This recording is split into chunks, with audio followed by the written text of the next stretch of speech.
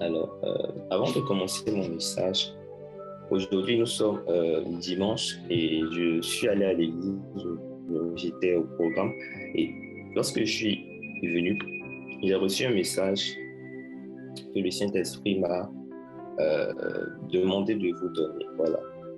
Et le message, c'est l'importance de la communauté, l'importance de la communauté, l'importance d'être dans une église. Alors, pourquoi le Saint-Esprit m'a interpellé sur ce sujet-là? Il m'a fait comprendre que, et j'ai eu le temps de remarquer qu'il y a beaucoup de personnes qui nous suivent, mais qui n'ont pas de communauté. École de l'Esprit, c'est une plateforme. Amen. C'est une plateforme qui édifie. Il y a plusieurs plateformes qui édifient, mais École de l'Esprit n'est pas une église. L'homme de Dieu Déoli n'a pas encore été établi pasteur. École de l'Esprit n'est pas encore une église. Donc, il est important de pouvoir aller dans une église. Il y a beaucoup de personnes qui nous suivent, qui sont des étudiants, qui ont quitté leur pays d'origine et très souvent quand je me rapproche d'eux ou quand j'échange avec plusieurs, ils me disent qu'ils suivent des cultes en ligne du pasteur Mohamed Sanogo, du pasteur Ivan Castano, du pasteur Jati, pasteur Mamadou Karambiri, plein de pasteurs. C'est bien, mais c'est pas ce que Dieu vous demande ou c'est pas ce que la Bible demande. Il y a une certaine atmosphère, il y a une certaine, il y a un cadre dans lequel vous devez être pour que votre foi puisse être bâtie. Et cette atmosphère-là, c'est l'Église. C'est le fait d'être entouré de frères et de sœurs. Là, on se retrouve virtuellement, on se retrouve en ligne. Donc, on peut dire en bref que lorsqu'un homme de Dieu apporte des enseignements, notre foi se bâtit. Lorsque nous sommes ensemble, lorsque nous écoutons la parole de Dieu, notre foi se bâtit. Mais le cadre propice pour pouvoir vraiment bâtir sa foi, c'est dans une communauté. Alors, aller à l'église, c'est très important. Même si votre église d'origine, moi par exemple, avant de venir en France, j'étais méthodiste, je partais à l'église méthodiste. Mais lorsque je suis venu ici, je me suis rattaché à une église. Et je me connecte à l'école de l'esprit, je vais à l'église et je suis également des hommes de Dieu en ligne. Donc, vous pouvez suivre vos cultes en ligne, il n'y a pas de souci, mais allez-y à l'église, c'est vraiment très important. Parce que vous allez voir les disciples dans la Bible, dans le livre des Actes des Apôtres, ce qui faisait leur force, c'est qu'ils étaient toujours réunis. Ils étaient tout le temps ensemble, ils étaient en communion. Donc, il y aura un défaut, amen, il y aura un défaut dans votre vie chrétienne si vous n'avez pas cette vie de communion-là. Cette vie de communion avec vos frères, avec vos sœurs en Christ. Alléluia. Et comme je le disais depuis 3 semaines, nous parlons de l'importance de la foi. Très, très, très important. On voit que la foi elle-même, est ce qui régit en fait la vie du chrétien. La foi régit la vie du chrétien. Il y a plusieurs versets qui parlent de l'importance de la foi. Et nous allons prendre un premier passage rapidement dans le livre de Hébreux 10, verset 38. La Bible dit « Le juste vivra par la foi ». Dans Hébreux 11, à partir du verset 6, la Bible nous dit « Or, sans la foi, il est impossible de lui être agréable. » Donc, sans la foi, il est impossible d'être agréable à Dieu. Hébreux 10, verset 38, « Le juste vivra par la foi ». Hébreux 11, verset 6, « Or, sans la foi, il est impossible de lui être agréable. » Et 2 Corinthiens 5, verset 7 nous dit « Car nous marchons par la foi et non par la vue. » Donc, on comprend que ici, la foi est un élément central dans la vie du chrétien. La Bible dit « Le juste vivra par la foi ». Donc, en tant que chrétien, notre vie, notre manière de marcher doit être dirigée par la foi.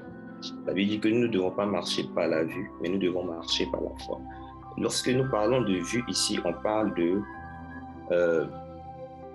des émotions. Amen.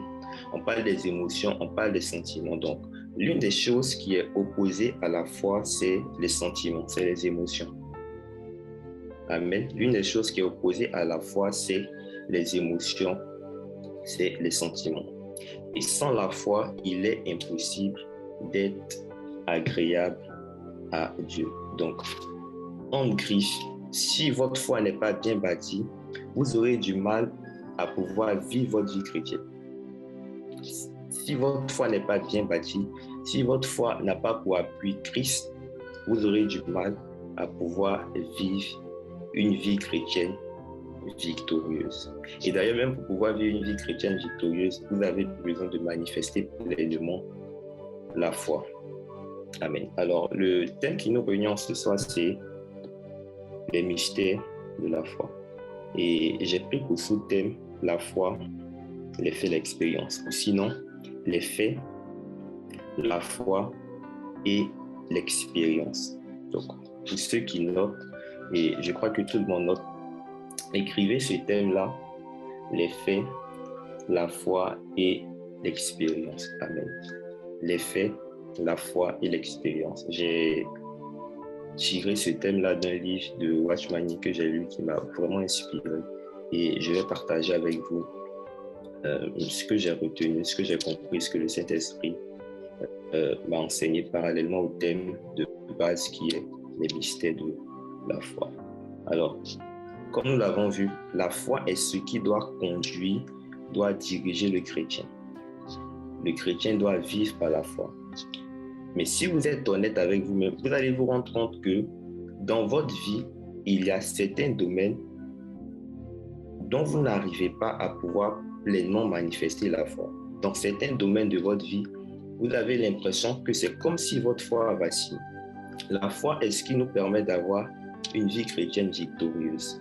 La foi est ce qui nous permet d'avoir une vie chrétienne victorieuse. Mais si vous êtes honnête envers vous-même et vous examinez les différents domaines de votre vie, vous allez vous rendre compte qu'à certains niveaux de votre vie, vous n'avez pas la victoire. Ça peut être dans le cadre des études, ça peut être dans le cadre des finances, ça peut être dans le cadre d'un mariage, d'un combat spirituel, peu importe. Mais vous allez remarquer qu'il y a un défaut. Il y a un défaut. Et ce défaut-là, pour certaines personnes, se traduit comme un manque de foi. Pour certaines personnes, cela se traduit comme un manque de foi. Lorsque vous examinez la vie de certains hommes de Dieu ou des personnes que vous avez comme référence, vous voyez que tout va bien dans leur vie, ils arrivent à bien croître spirituellement. Mais lorsque vous examinez votre vie, vous voyez qu'il y a encore des difficultés, il y a des choses pour lesquelles vous n'arrivez pas à pouvoir manifester pleinement votre foi.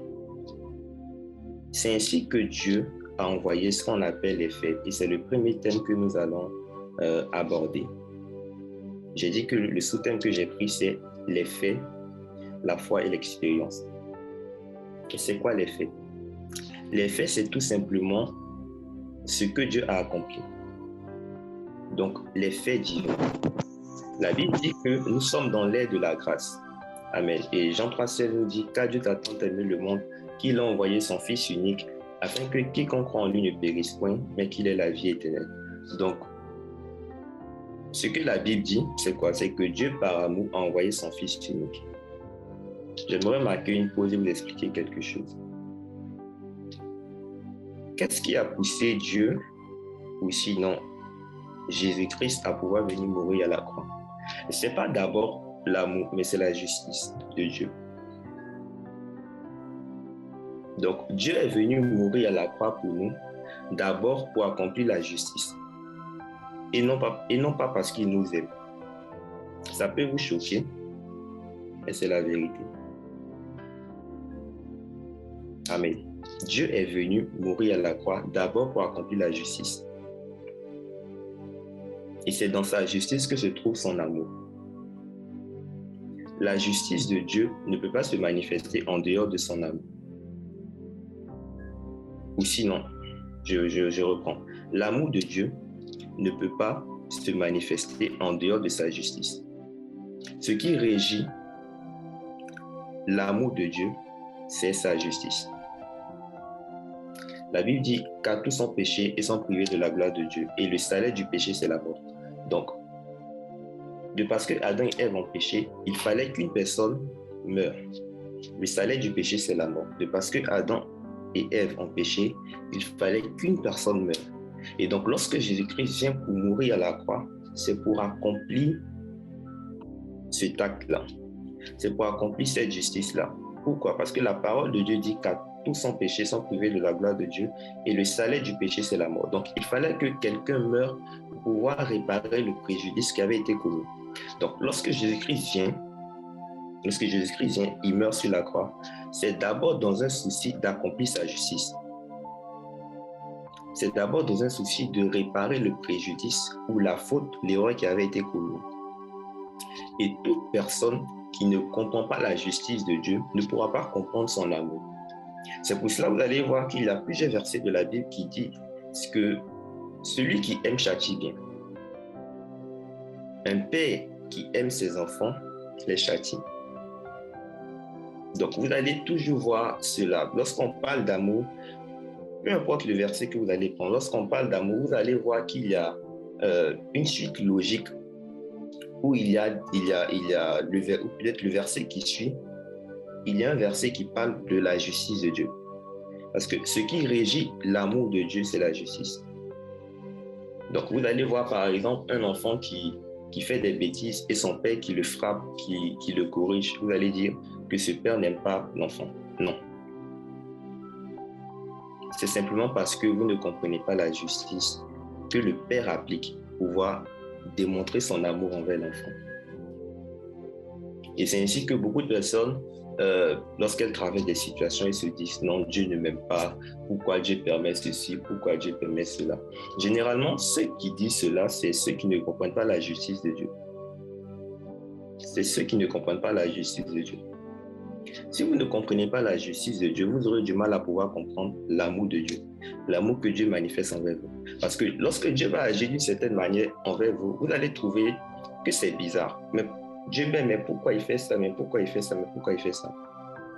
Tout simplement parce que vous ne comprenez pas que l'amour de Dieu ne peut pas se manifester en dehors de sa justice. Et d'ailleurs, même lorsqu'on parle du royaume, l'une des premières des choses qui ressort de ce thème-là, c'est la justice de Dieu. Amen. L'une des premières des choses qui ressort de ce thème-là, c'est la justice de Dieu. Et la Bible dit d'ailleurs que nous allons juger les anges. On ne juge pas les anges avec l'amour. Amen. On ne juge pas les anges avec l'amour. On juge les anges avec la justice. Alléluia. On juge les anges avec la justice. Donc, Jean 3,16, car Dieu a tant aimé le monde qu'il a envoyé son Fils unique, afin que quiconque croit en lui ne périsse pas, mais qu'il ait la vie éternelle. J'introduis le premier mot qui est les faits. Et je vais faire la part des choses et vous allez comprendre la différence entre les faits, la foi et l'expérience. Les faits, la foi et l'expérience. Les faits, c'est tout ce que Dieu a accompli. Lorsqu'on parle de faits, on parle de foi, on parle de faits divins. Lorsqu'on parle de faits, on parle de faits divins. Les faits que Dieu a accomplis. Et les faits, c'est tout ce que l'homme ne pouvait pas faire de lui-même. C'est tout ce que aucun être avait la capacité. Lorsque je parle d'être, que ce soit les anges, que ce soit des entités spirituelles, un homme de Dieu, peu importe. Aucun homme n'était habilité à pouvoir faire les faits que Dieu a accomplis. Je prends par exemple le fait de pouvoir mourir à la croix. Aucune personne n'était digne. Aucune entité n'était digne. Aucun ange ne pouvait venir à la croix et mourir, se sacrifier et sauver l'humanité. Il a fallu que ce soit Dieu lui-même qui vienne et qui prenne notre place. Amen. Donc, les faits, c'est ce que Dieu a accompli pour nous. C'est la participation de Dieu à notre vie victorieuse. La participation de Dieu à notre vie victorieuse. La foi, c'est quoi? La foi, c'est le fait de reconnaître ces faits-là, de les accepter, de pouvoir les reconnaître et de pouvoir les manifester. Amen. C'est tout. Et c'est simplement ça. La foi, c'est reconnaître les faits que Dieu a accomplis, les considérer comme siennes et de pouvoir les manifester tout simplement. Je prends encore un autre exemple qui va vous donner de mieux comprendre. Si vous voulez, la foi, c'est comme encaisser un chèque. La foi, c'est comme encaisser un chèque. Supposons que vous n'avez pas d'argent sur votre compte bancaire et Dieu vient et vous dit qu'il a mis de l'argent sur votre compte bancaire. Donc ça, c'est un fait divin. Vous n'avez pas d'argent, vous avez un compte bancaire, vous possédez un compte bancaire, vous n'avez pas d'argent et Dieu vient et il dit, j'ai mis 100 000 euros sur ton compte bancaire. Amen. Je prie que Dieu mette de l'argent dans vos comptes bancaires. Amen. Dieu vient et te dit, j'ai mis 100 000 euros dans ton compte bancaire. Amen, amen. 100 000 euros dans ton compte bancaire. Ça, c'est un fait divin. Pourquoi? Parce que tu n'as pas la capacité de pouvoir toi-même mettre les 100 000 euros. D'ailleurs, même tu n'as pas d'argent. Et aucune personne ne peut venir mettre 100 000 euros dans ton compte. Juste comme cela parce que voilà, la personne est contente et tout. Donc, c'est un fait divin. Alors, si le fait, c'est le fait que Dieu met de l'argent sur ton compte, ta foi, ça sera de faire quoi? Ta foi, ça sera d'aller encaisser ce chèque-là. Donc, ta foi, ça sera non seulement de croire que Dieu a vraiment mis de l'argent sur ton compte, et en plus de cela, d'aller encaisser le chèque. Donc, la foi, c'est encaisser le chèque.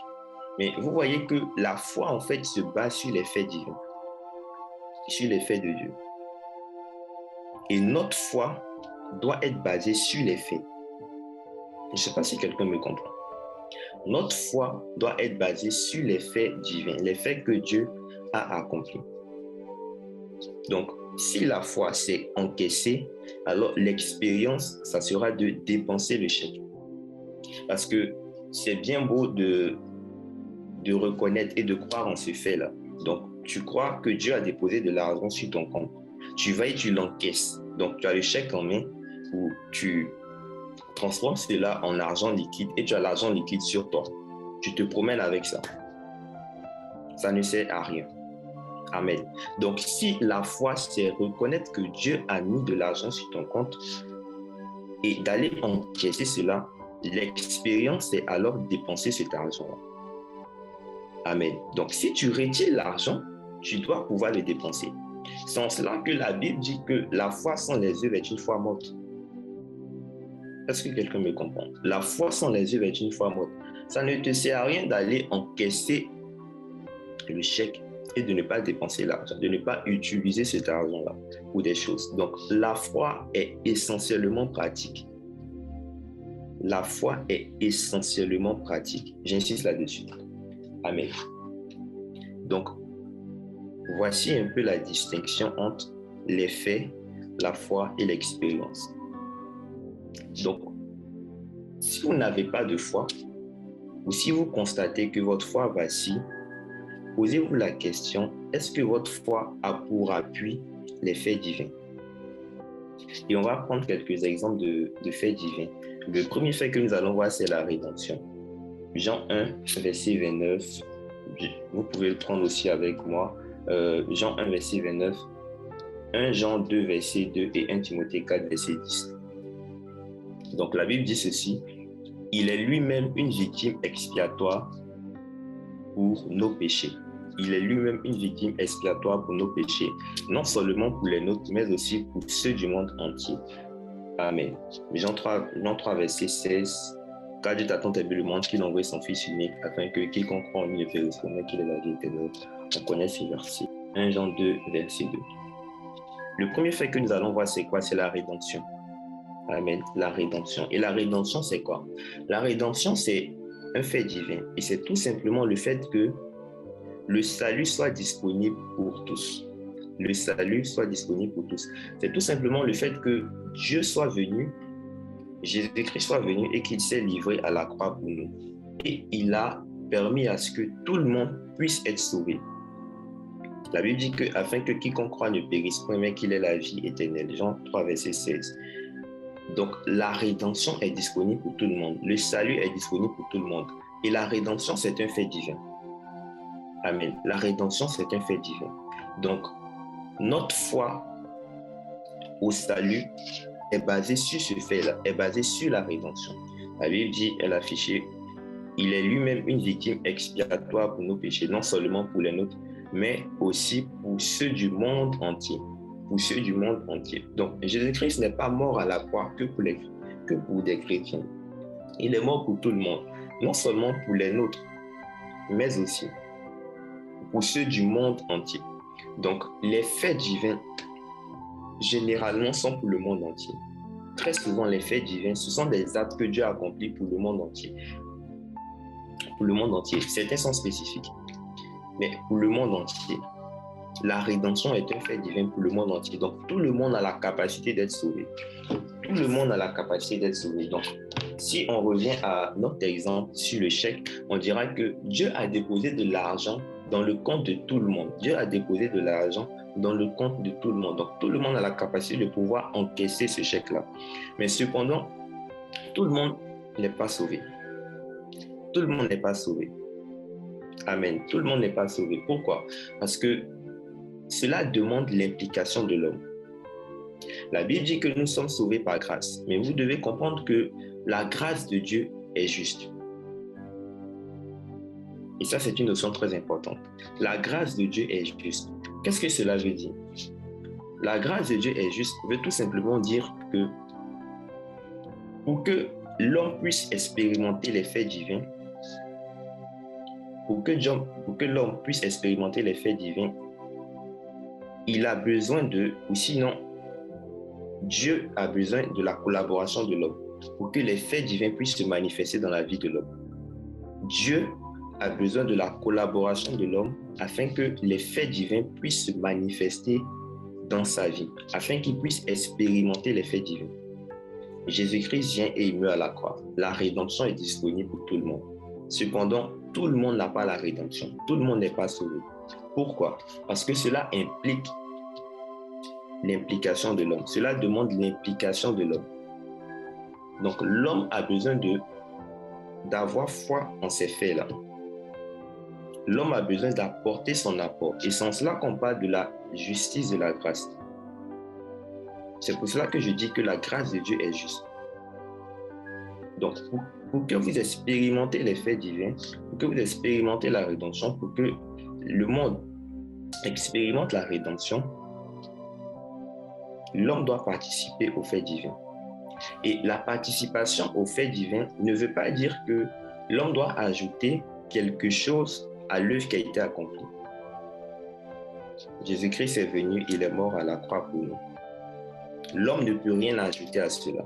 Lorsque je dis participer aux faits divins, ce n'est pas ajouter quelque chose à l'œuvre qui a été déjà accomplie. L'œuvre que Dieu a accomplie est déjà parfaite. L'œuvre que Dieu a accomplie est totalement parfaite. Vous ne devez pas ajouter quelque chose, et d'ailleurs même vous ne pouvez même pas ajouter quelque chose, parce que l'œuvre de Christ est parfaite. Votre implication, c'est tout simplement le fait de croire en cela, le fait de reconnaître cela comme vrai et de pouvoir manifester cela tout simplement. Sans cela, votre participation. Tout simplement. Le deuxième fait, c'est le fait de mourir avec Christ. Le fait de mourir avec Christ. Amen. Le fait de mourir avec Christ. La Bible dit ceci que si je vis, ce n'est plus moi qui vis, mais c'est Christ qui vit en moi. Et on a l'habitude de réciter ce verset-là. Si je vis, ce n'est plus moi qui vis, mais c'est Christ qui vit en moi. La Bible dit que nous sommes morts avec Christ et nous sommes non seulement morts en Christ. Et on récite ces versets-là lorsque nous prions, lorsque nous sommes dans des difficultés, on a l'habitude de réciter, d'employer ces versets-là. Le problème, c'est quoi? Le problème, c'est que le fait que nous sommes morts avec Christ, c'est un fait. Est-ce que quelqu'un comprend? C'est un fait divin.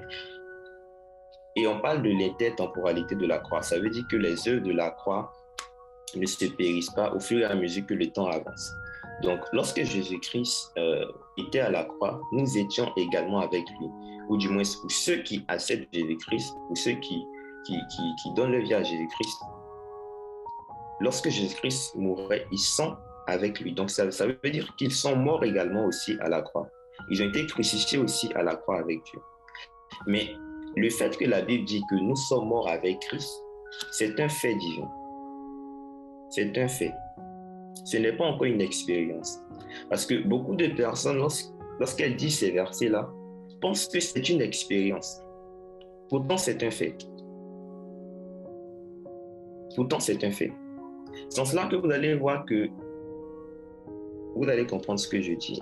Lorsque vous avez donné votre vie à Christ, vous avez vu que votre chair est en train de vous combattre, n'est-ce pas? Pourtant, la Bible dit que vous êtes mort. Christ a crucifié la chair.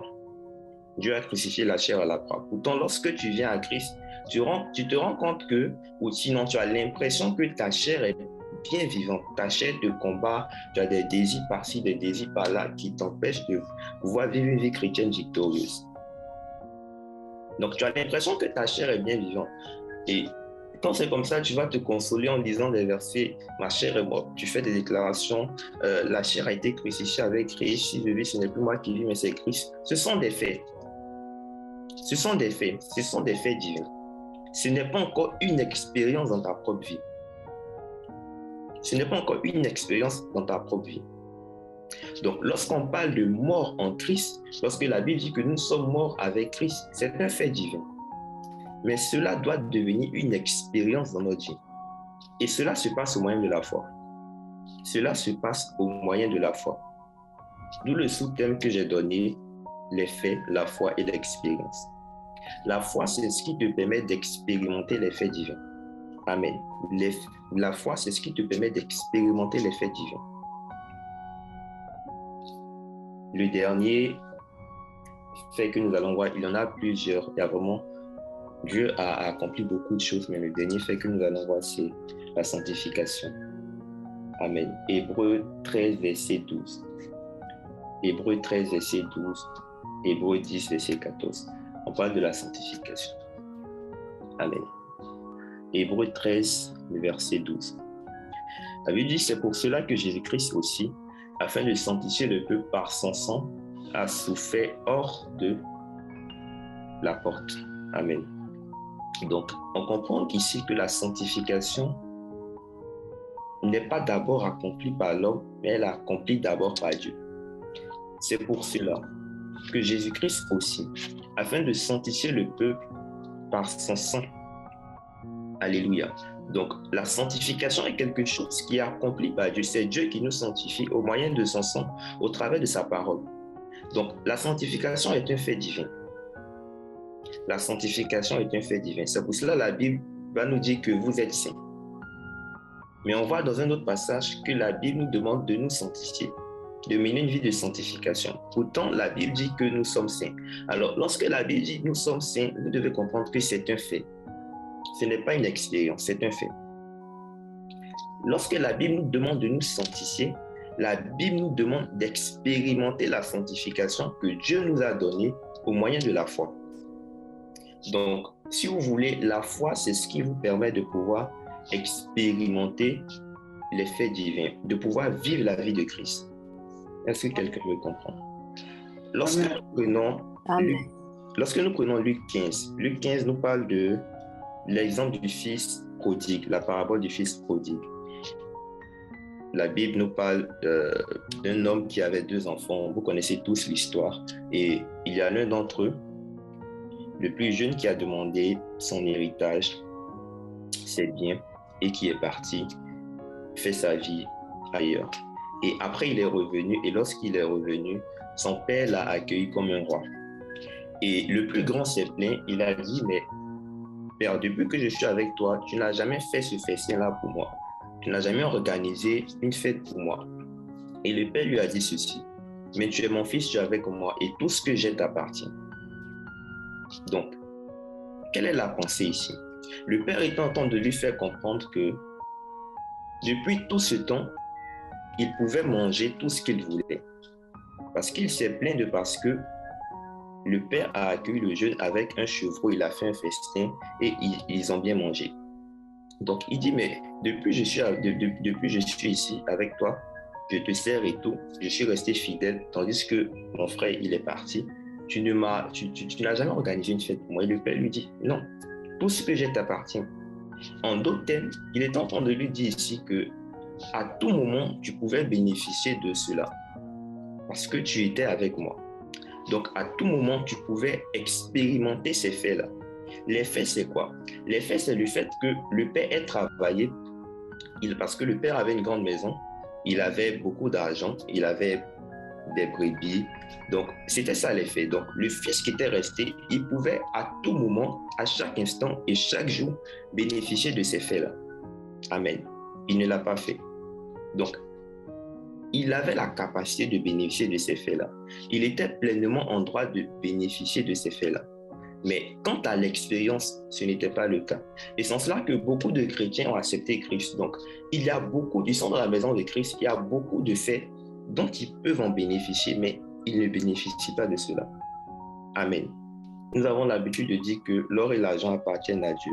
Donc, on dit beaucoup de choses de notre Père, on dit beaucoup de choses de Dieu, mais qu'en est-il de notre propre expérience en tant que fils de Dieu? En tant que fils de Dieu, la sagesse appartient à Dieu, l'intelligence appartient à Dieu, mais qu'en est-il de notre expérience? Qu'en est-il de nous-mêmes, notre propre expérience? Alléluia. Et c'est en cela que la foi est très importante, parce que la foi nous permet d'expérimenter les faits de Dieu. La foi nous permet d'expérimenter les faits de Dieu. Amen. Le deuxième volet que nous allons comprendre, c'est quoi? C'est la foi. Vu que c'est le thème qui nous réunit, on va s'accentuer sur la foi et je vais m'arrêter là et laisser la place à l'homme de Dieu pour poursuivre sur le même thème, les mystères de la foi. Là, je suis en train juste de poser les bases et par la grâce de Dieu, il viendra encore élever le niveau. La foi. Amen. Lorsqu'on parle de la foi, il y a beaucoup de versets qui nous viennent à l'esprit. Très rapidement, la foi est une ferme assurance des choses qu'on espère, une démonstration de ce qu'on ne voit pas. Un autre verset, c'est la foi vient de ce qu'on entend, et ce qu'on entend vient de la parole de Dieu. Suivez-moi très attentivement. Ce que je vais dire, c'est le point capital de mon message. Et si vous avez compris cela, je crois que votre foi va vraiment passer à un autre niveau. Amen. Votre foi va vraiment être bâtie. La Bible dit ceci: la foi vient de ce qu'on entend et ce qu'on entend vient de la parole de Dieu. Alors, moi, j'aimerais vous dire ceci. La foi a une source. Amen. La foi a une source. On peut le voir dans Éphésiens 2. Amen. La foi a une source. Donc, la foi ne provient pas d'un homme. La source de la foi n'est pas dans un homme. La source de la foi n'est pas dans un homme de Dieu, mais la source de la foi est en Dieu. Donc, Dieu est la source de la foi. La Bible dit que c'est un don gratuit. C'est un don gratuit. Nous sommes sauvés par grâce. Amen. Nous sommes sauvés par grâce au moyen de la foi, qui est un don gratuit de Dieu. Qui est un don gratuit de Dieu. Donc, la source de la foi, c'est Dieu. Amen. La source de la foi, c'est Dieu. Et l'homme de Dieu en a parlé. Il n'y a pas de petite foi, il n'y a pas de grande foi. La source de la foi, c'est Dieu. La source de la foi, c'est Dieu. Retenez cela, c'est très important. La source de la foi, c'est Dieu. La source de la foi, c'est Dieu. Qu'est-ce que ça veut dire? Ça veut dire deux choses. Amen. Ça veut dire deux choses. Ça veut dire que notre foi provient de Dieu. La première des choses, notre foi provient de Dieu. Et la deuxième des choses, ça veut dire que notre foi ne peut pas grandir en dehors de Dieu. Notre foi ne peut pas grandir en dehors de Dieu. Pourquoi? Parce que Dieu est la source de la foi. Notre foi provient de Dieu. Pendant que je suis en train de dire ceci, commencez à imaginer cela. Supposons que la source de la foi, qui est Dieu, supposons ou attribuons cela à une source d'eau. Amen. À une source d'eau. Et d'une source d'eau coule de l'eau. Donc Dieu est la source de la foi. C'est Dieu qui met la foi en nous. C'est pour cela que très souvent dans les évangélisations, lorsqu'on va évangéliser, ou de vous demander à une personne, est-ce que tu crois en Dieu? La personne va te dire non. Donc n'attendez pas, même si la personne a entendu parler de Dieu, n'attendez pas que cette personne croit en Dieu. Parce que ça ne vient pas de l'homme. La foi, ce n'est pas quelque chose qui naît dans le cœur. Amen. Ce n'est pas quelque chose qui naît dans le cœur. La foi provient de Dieu. Donc si quelqu'un a la foi, sachez que c'est un don de Dieu. C'est un don de Dieu. Donc, beaucoup de personnes cherchent la foi en eux-mêmes. Beaucoup de personnes cherchent la foi en eux-mêmes.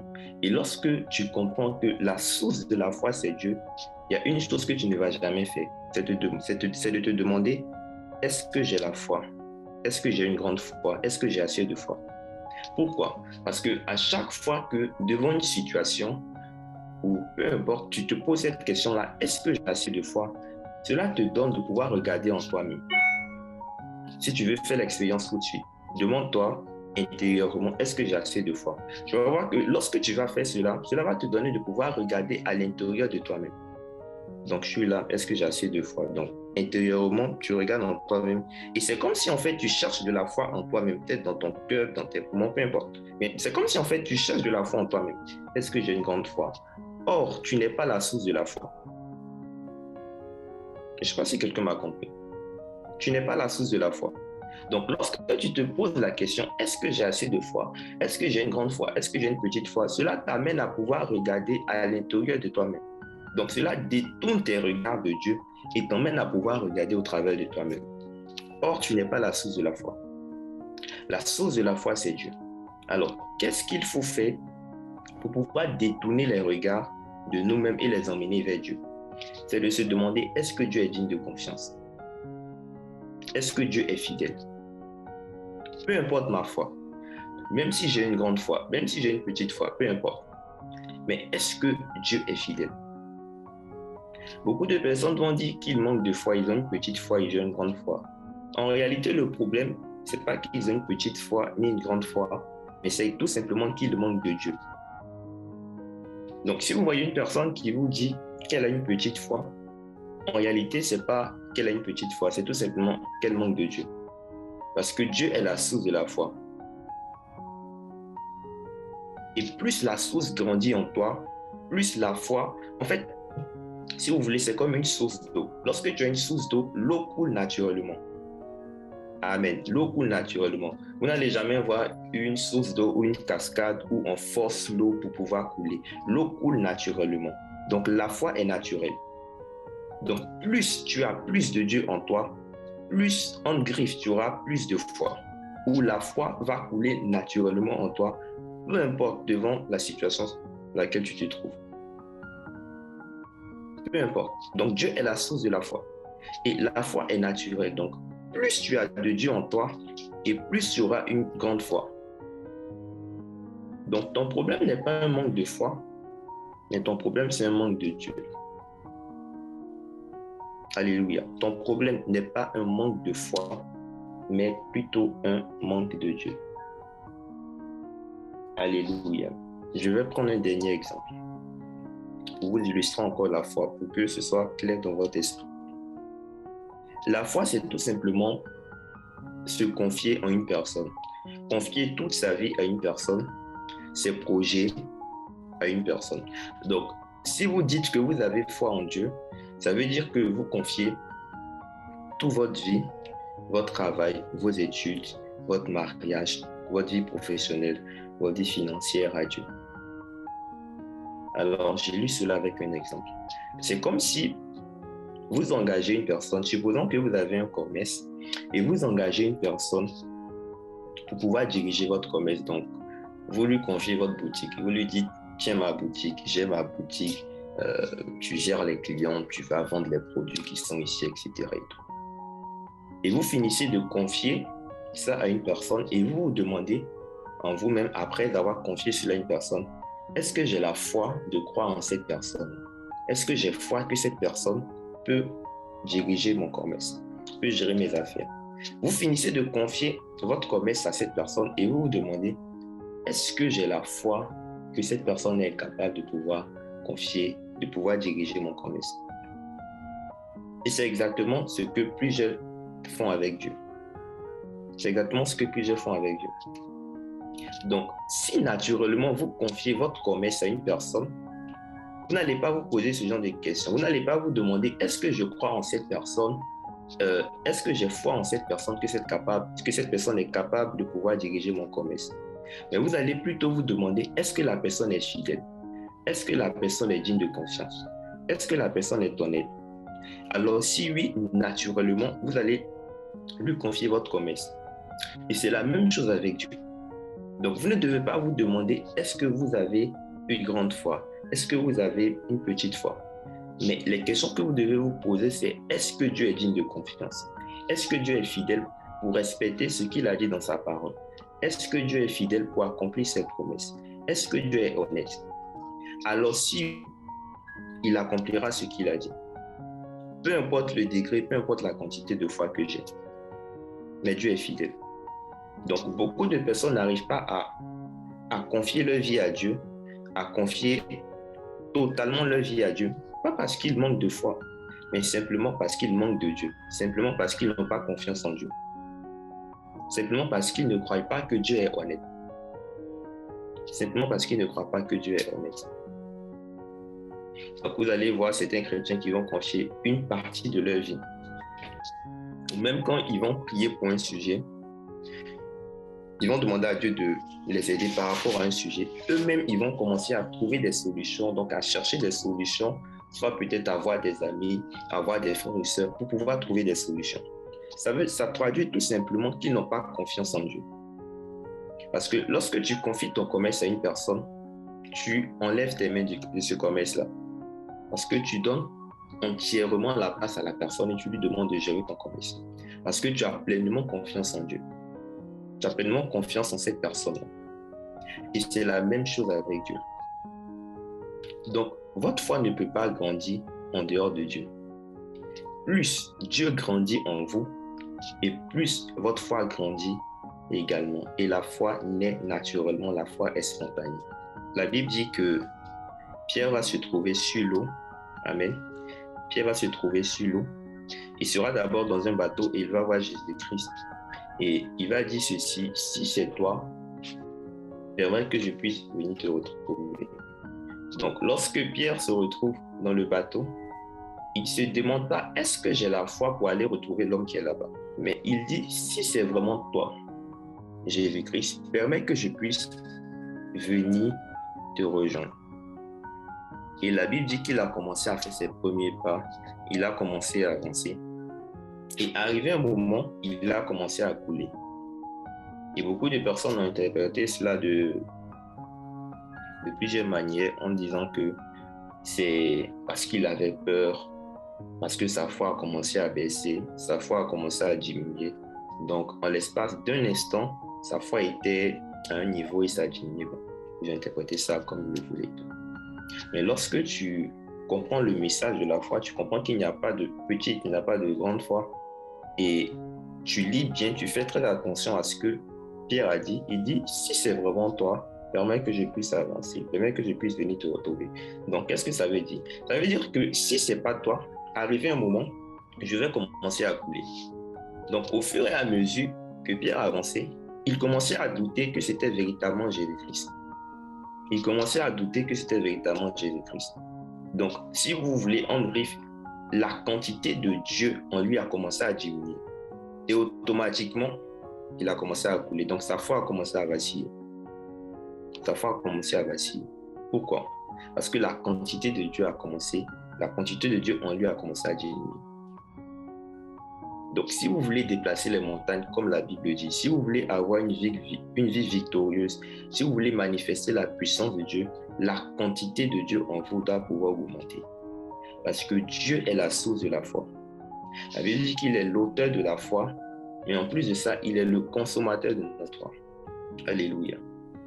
Il est l'auteur de la foi et il est en même temps le consommateur de notre foi.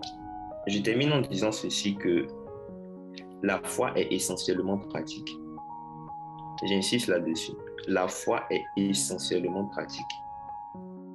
Donc, vous devez être en mesure de pouvoir démontrer votre foi. La foi ne s'arrête pas simplement à croire au fait de Dieu, à croire que Dieu a fait ceci, Dieu a fait cela pour nous. La foi, c'est pas simplement encaisser l'échec. La foi te permet de pouvoir encaisser l'échec et te permet de pouvoir aussi dépenser l'échec. Amen. La foi te permet non seulement de pouvoir encaisser l'échec, mais aussi de pouvoir dépenser l'échec. Alors, je vais m'arrêter là pour ce soir et laisser la place à l'homme de Dieu Mais avant, j'aimerais qu'on prie pour ce sujet-là. Tu vas prier et tu vas dire, Seigneur, j'ai besoin de toi. Tu vas dire, Seigneur, j'ai besoin de toi. Tu vas dire, Seigneur, apprends-moi à te faire confiance. Apprends-moi à te faire confiance. De là où tu es, élève ta voix et commence à prier. En tout cas, il est allé tout doucement, mais c'était profond. Et je peux vous rassurer, je suis un étudiant de la Bible et il a parlé de doctrine. Et je peux vous assurer que dans la Bible, la doctrine est très compliquée à expliquer et à comprendre. Alléluia. Amen. Et il a expliqué avec les mots qu'il fallait, avec la profondeur qu'il fallait. Et il a dit des vérités vraiment pour moi qui étaient wow. Alléluia. La foi est le pont entre les faits de Dieu et l'expérience. Alléluia. Et la foi ne se trouve pas en nous, la foi ne se trouve pas à l'extérieur, mais la foi se trouve en Dieu. Et la quantité de Dieu que nous avons nous détermine comment nous arrivons à manifester notre foi. Alléluia. Je vais peut-être dire les mêmes choses, mais peut-être d'une manière différente. Father, we thank you. Father, we give you honor. We give you praise. Thank you for your presence. Thank you for your people. Thank you for the opportunity that you give to us to minister the word. Père, nous te prions afin que ta parole qui est esprit et vie soit relâchée en ce lieu. Je prie que ton peuple soit élevé dans le monde de l'esprit, car ta parole est esprit et vie. Et le seul moyen de pouvoir capter la parole, c'est d'être dans le domaine de la parole, c'est-à-dire le domaine de l'esprit. Alors je prie que chacun ici puisse quitter le domaine de la chair, puisse quitter toute forme de distraction, puisse t'écouter dans l'esprit afin de recevoir la vie qui est derrière la parole. Is dalo ferteshia permant. Les ono pre Ivan testeli de Bahalfis. Je ne soucie pas de faire des stories et de stars. Alivon teste pria monte fra adesh te pir avon stiche. Et zi ahum par akevesh te guia. Et que ta parole soit la vie pour notre esprit, qu'elle soit la force pour nos âmes et qu'elle soit la santé pour nos corps. In the name of Jesus, I pray. Amen. Amen. Alors, il a dit des choses tellement intéressantes que je ne sais pas où commencer, mais je vais commencer. Alléluia. Amen. Ce soir, je parle de 11 clés pour opérer dans le mystère de la foi. Dis avec moi, 11 clés pour opérer dans le mystère de la foi.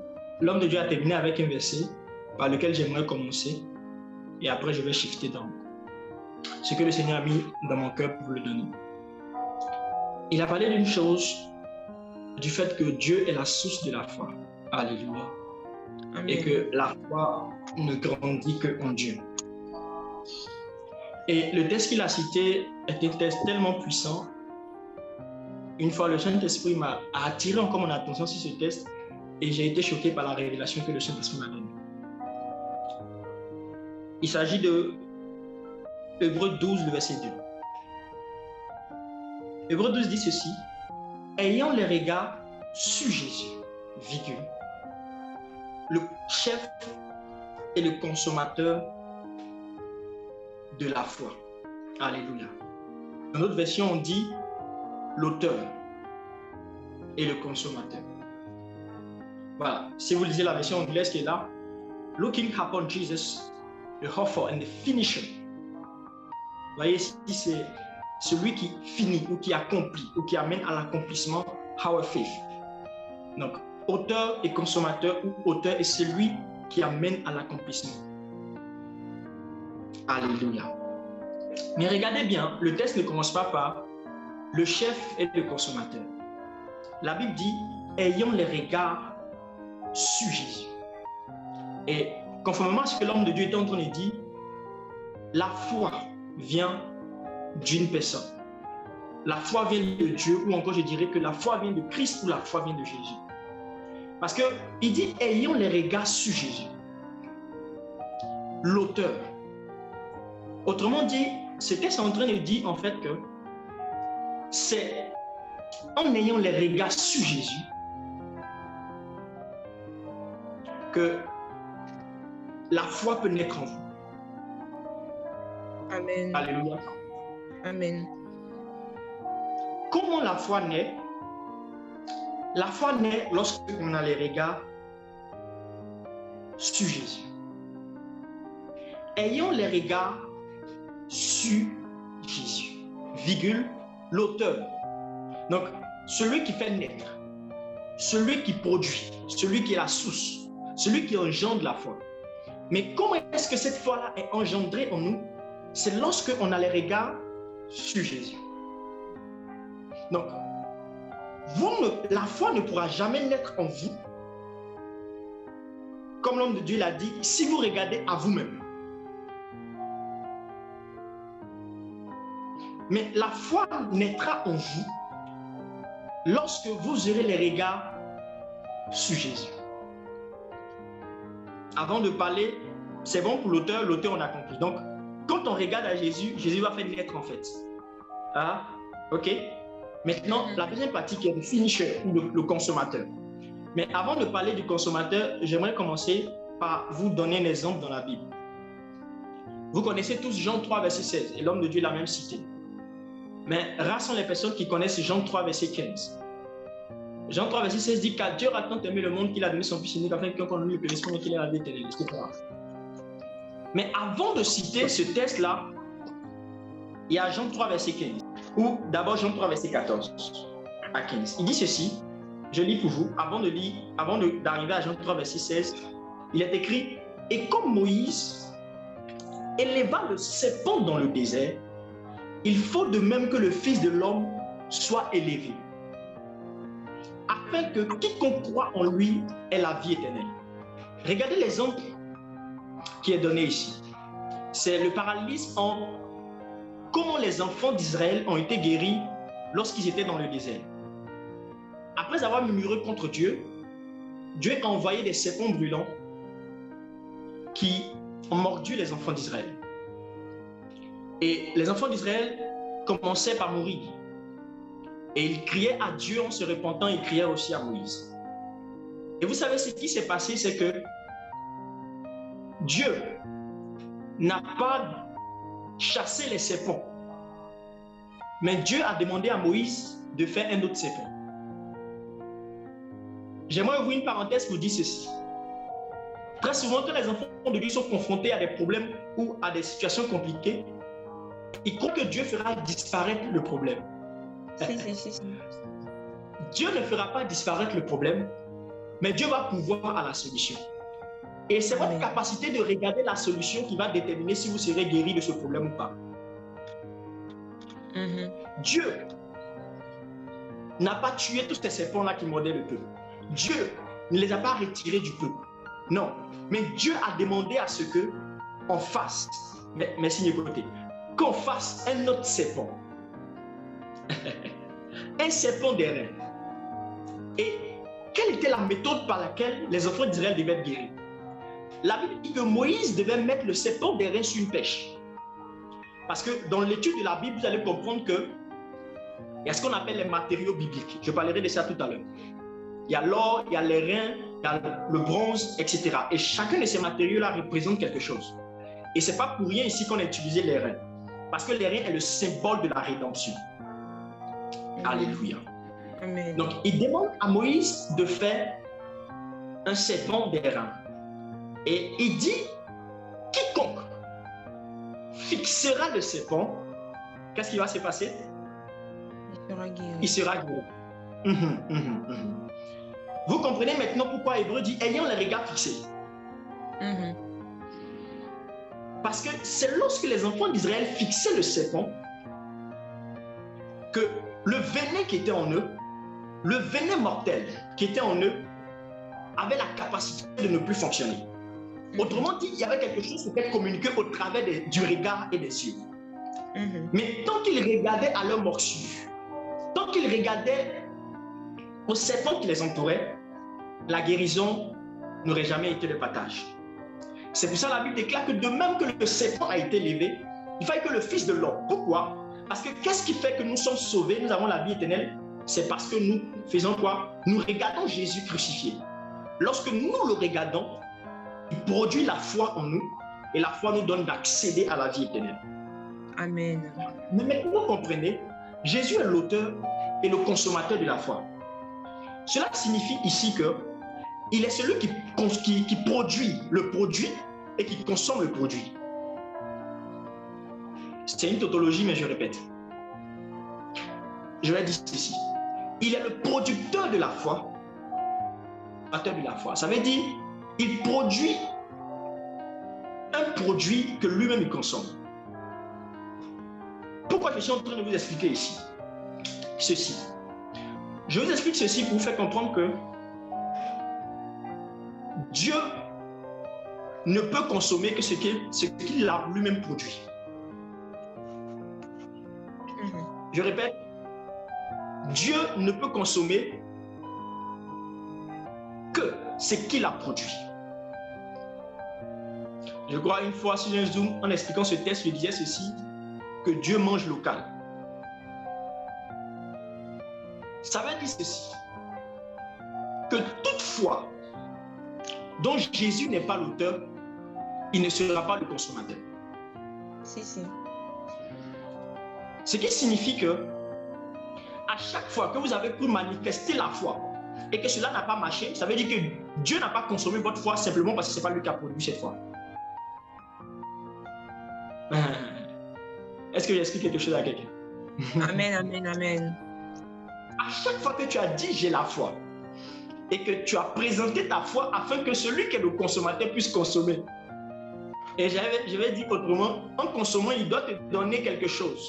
Donc, ce qu'il doit te donner, c'est le résultat ou la manifestation de ce à quoi tu t'attendais. Et cela ne s'est pas produit, cela signifie simplement qu'il n'était pas l'auteur ou il n'était pas le chef. Parce que tout ce qui ne sort pas de Dieu n'entre pas en Dieu.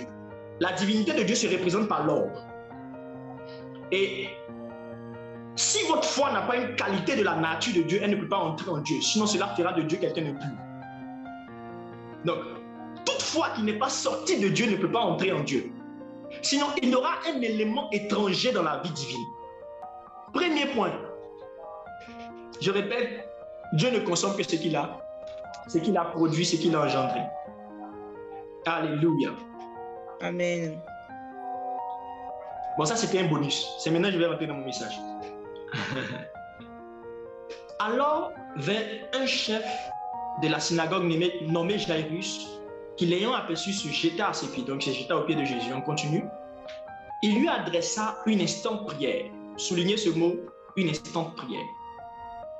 Et sa prière est la suivante. 2 points.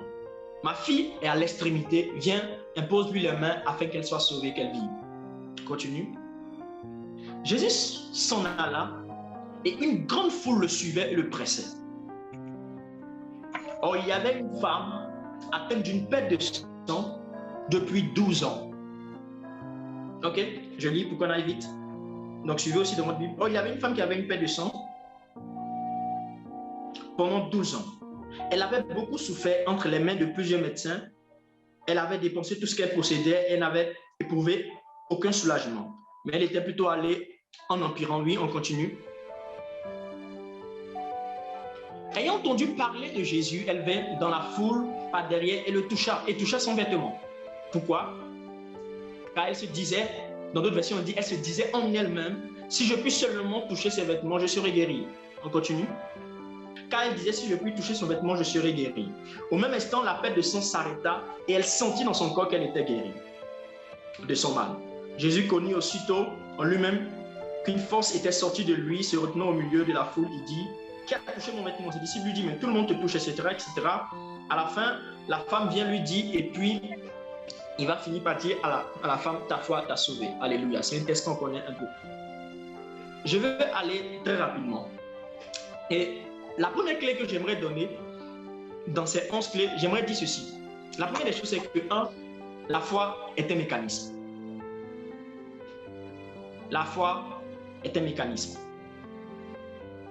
Alors, c'est important de comprendre que la foi est un mécanisme. Pourquoi?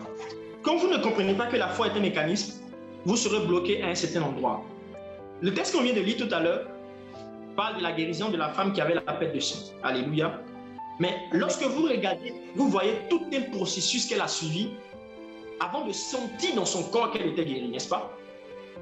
Elle a entendu parler de Jésus elle s'est dit en elle-même, elle a touché son vêtement et ensuite elle sentit dans son corps.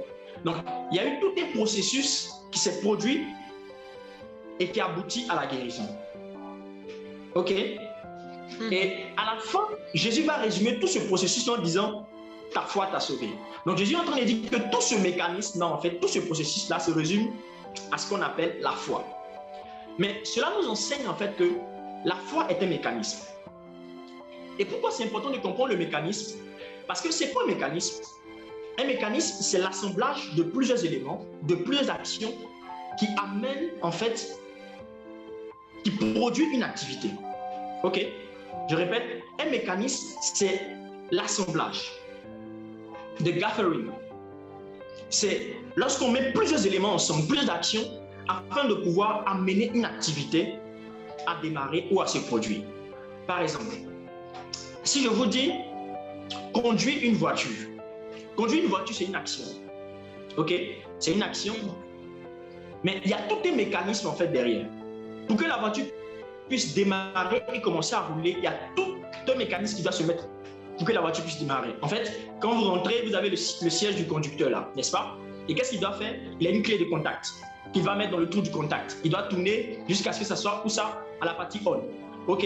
Après, il doit utiliser ses pieds. Qu'est-ce qu'il doit faire avec ses pieds? Il y a 3 pédales. Il y a quoi? Il y a l'embrayage. Il y a quoi? Il y a le frein. Et puis, il y a l'accélérateur. Après, il y a quoi? Il y a la boîte de vitesse. Et pour démarrer le véhicule, qu'est-ce qui se passe? C'est qu'il doit non seulement vérifier que la boîte de vitesse n'est pas au point mort. OK? Tout en appuyant l'embrayage et mettre maintenant la boîte de vitesse sur la position 1 et commencer à accélérer. OK, c'est compliqué, c'est pour vous illustrer. Je crois que vous allez faire la conduite un jour. Mais remarquez une chose, si vous êtes déjà rentré dans la voiture de votre père, vous allez voir que si vous entrez, que vous n'avez pas de clé, que vous appuyez sur l'accélérateur, rien ne va se produire. Si vous avez aussi une clé, que vous démarrez et que vous laissez la boîte de vitesse à la position N, au point mort, rien ne va se produire. Donc, quand on parle du mécanisme qui permet de mettre la voiture en mouvement, il y a tous ces éléments-là qui doivent être réunis afin de permettre à ce que le mouvement ou que la voiture puisse démarrer. Cela signifie que si vous avez un seul élément, cela n'amènera pas en fait la voiture à se mettre en mouvement. Donc, lorsqu'on dit que la foi est un mécanisme, ça veut dire qu'il y a plusieurs choses qui sont dans la foi. Et il peut arriver que vous soyez bloqué par l'assemblage d'un élément. Ça veut dire que vous êtes en mouvement pour quelque chose. Vous voulez obtenir quelque chose de Dieu. Mais étant donné que la foi est un mécanisme, il faut assembler tous les éléments de la foi afin que cela en fait puisse marcher. Et donc, lorsque vous comprenez que la foi est un mécanisme, vous pouvez vous poser la question. Est-ce parce que je n'ai pas bien mis la clé de contact? Est-ce parce que je n'ai pas enlevé la boîte de vitesse sur le point mort? Est-ce parce que je n'ai pas appuyé la pédale d'embrayage? Vous vous posez la question de savoir. Est-ce que c'est toutes ces choses-là qui me bloquent? Alléluia. Et concernant la foi, cela va vous permettre maintenant de faire quoi? De vous situer. Lorsque je vais commencer à expliquer le mécanisme de la foi, vous allez vous dire, peut-être que c'était l'élément qui me manque. Peut-être que c'est ça que je n'ai pas maîtrisé. Peut-être que c'est ici j'ai mal positionné. Alléluia. Donc, Amen. Mon premier point, dis avec moi, la foi est un mécanisme. Et je prie que pendant que je serai en train d'expliquer ce mécanisme, que tu puisses savoir quel élément il te manque. Amen. Amen. Que tu puisses savoir Amen. qu'est-ce que tu n'as pas assemblé. Que tu puisses savoir quelle action tu n'as pas posée. Alléluia. La deuxième chose que j'aimerais dire concernant la foi, c'est que la foi est impérative. Dis avec moi la foi impérative. De manière simple, cela veut dire que lorsque je dis que la foi est impérative, ça veut dire qu'il y a nécessité que tu aies la foi et que tu utilises ta foi.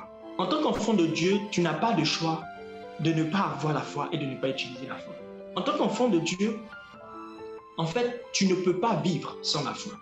Hébreux 10, verset 38 dit ceci, « Le juste vivra par quoi? Par la foi. Par la foi. Le juste ne vivra pas par la prière. Le juste ne vivra pas par le jeûne. Le juste ne vivra pas par ses relations. Pas du Mais la vie du juste, comment le juste doit vivre, c'est par sa foi. Donc, la foi est quelque chose que tu dois impérativement avoir.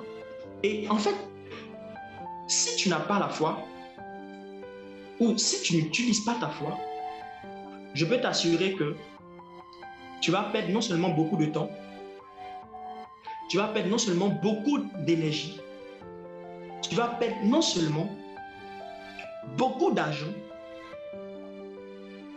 et quand tu n'as pas la foi, tu vas souffrir. Suis-moi très bien, je t'en prie. La Bible dit ceci, où avant que la Bible puisse parler de la guérison de cette femme qui avait la perte de sang, la Bible décrit la situation de cette femme. Et si vous remarquez dans la Bible, rarement on fait ce genre de description. Lorsqu'on parle des malades qui ont abordé Jésus, on vous dira un lépreux est venu, Jésus l'a guéri. Un sourd-muet est venu, Jésus l'a guéri. Mais lorsqu'on parle de cette femme qui avait la perte de sang, la Bible prend le temps de donner des descriptions exactes sur qu'est-ce qui s'est passé concrètement dans la vie de cette femme. La première des choses que la Bible dit, ou que la Bible mentionne, la Bible dit qu'elle avait une perte de sang. Alléluia. Amen. Je ne sais pas s'il y a des gens qui font la médecine ici, je crois, oui. Mais perdre du sang, ce n'est pas une maladie qui est facile à gérer.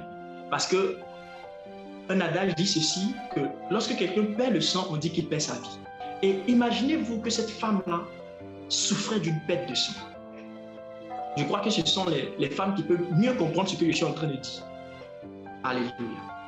Elle perdait du sang. Ce n'était pas une maladie comme les autres. Alléluia. Quelqu'un peut être aveugle, c'est vrai qu'il ne voit pas.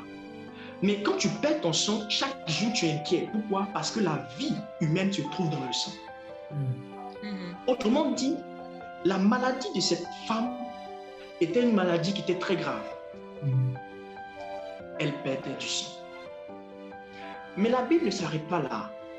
La Bible dit qu'elle perdait du sang pendant 12 ans. Dis avec moi 12 ans. 12 ans. 12 ans. Je ne sais pas si tu as déjà fait même parler de 3 jours. Tu vas comprendre comment c'est une éternité. Elle avait une perte de sang pendant 12 ans. Elle n'a pas eu une perte de sang pendant 12 semaines, ni pendant 12 mois. Elle a eu une perte de sang pendant 12 années. Ça veut dire, chaque jour de sa vie, lorsqu'elle se levait, elle était confrontée à ce problème-là. 12 années en train de perdre du sang. Wow. Je me demande comment elle a fait pour jusqu'à pendant ce temps-là. 12 ans, je me demande certainement qu'elle était devenue chétive. Certainement qu'elle avait perdu la foi. Certainement qu'elle avait une apparence bizarre parce qu'elle se vidait de son sang. Alléluia. Amen. La Bible présente non seulement son cas, mais la Bible parle du temps qu'elle a passé dans cette maladie. Mais la Bible ne s'arrête pas là. La Bible dit qu'elle a souffert dans les mains de plusieurs médecins. Alléluia. Vous savez, je suis étonné. La Bible dit qu'elle a beaucoup souffert. Dis avec moi souffrance. Souffrance. Ah, non seulement elle souffrait déjà parce qu'elle était malade, mais la Bible dit que les médecins l'ont encore fait souffrir. Wow. Comme si son mal ne suffisait pas. Il fallait que les médecins ajoutent une autre souffrance. La souffrance de cette femme n'était pas seulement liée à sa maladie. La souffrance de cette femme n'était pas seulement liée à la période pendant laquelle elle était malade. Mais sa souffrance avait aussi été augmentée par les médecins. Alléluia. Amen. Je répète, il y a nécessité que tu utilises ta foi. Amen. Vous savez pourquoi cette femme est passée par tous ces genres de choses? Tout simplement parce qu'elle n'a pas utilisé sa foi. Le manque de foi t'emmènera chez des personnes qui vont augmenter ta souffrance. Yes. Je te dis, si tu souffres, c'est parce que tu n'as pas la foi. Mais je prie pour toi en ce soir. Je prie que Dieu te donne de ne pas te trouver dans les mains des gens qui vont augmenter ta souffrance. Amen. Vous savez, souvent, tu peux avoir des problèmes. Et souvent, les gens qui doivent donner la solution à ton problème sont ceux-là même qui augmentent tes problèmes. Et c'était le cas de cette femme. Elle avait déjà un problème, mais la Bible déclare qu'elle a encore souffert. Donc sa souffrance a été augmentée. Je prie que Dieu te donne d'avoir les yeux spirituels.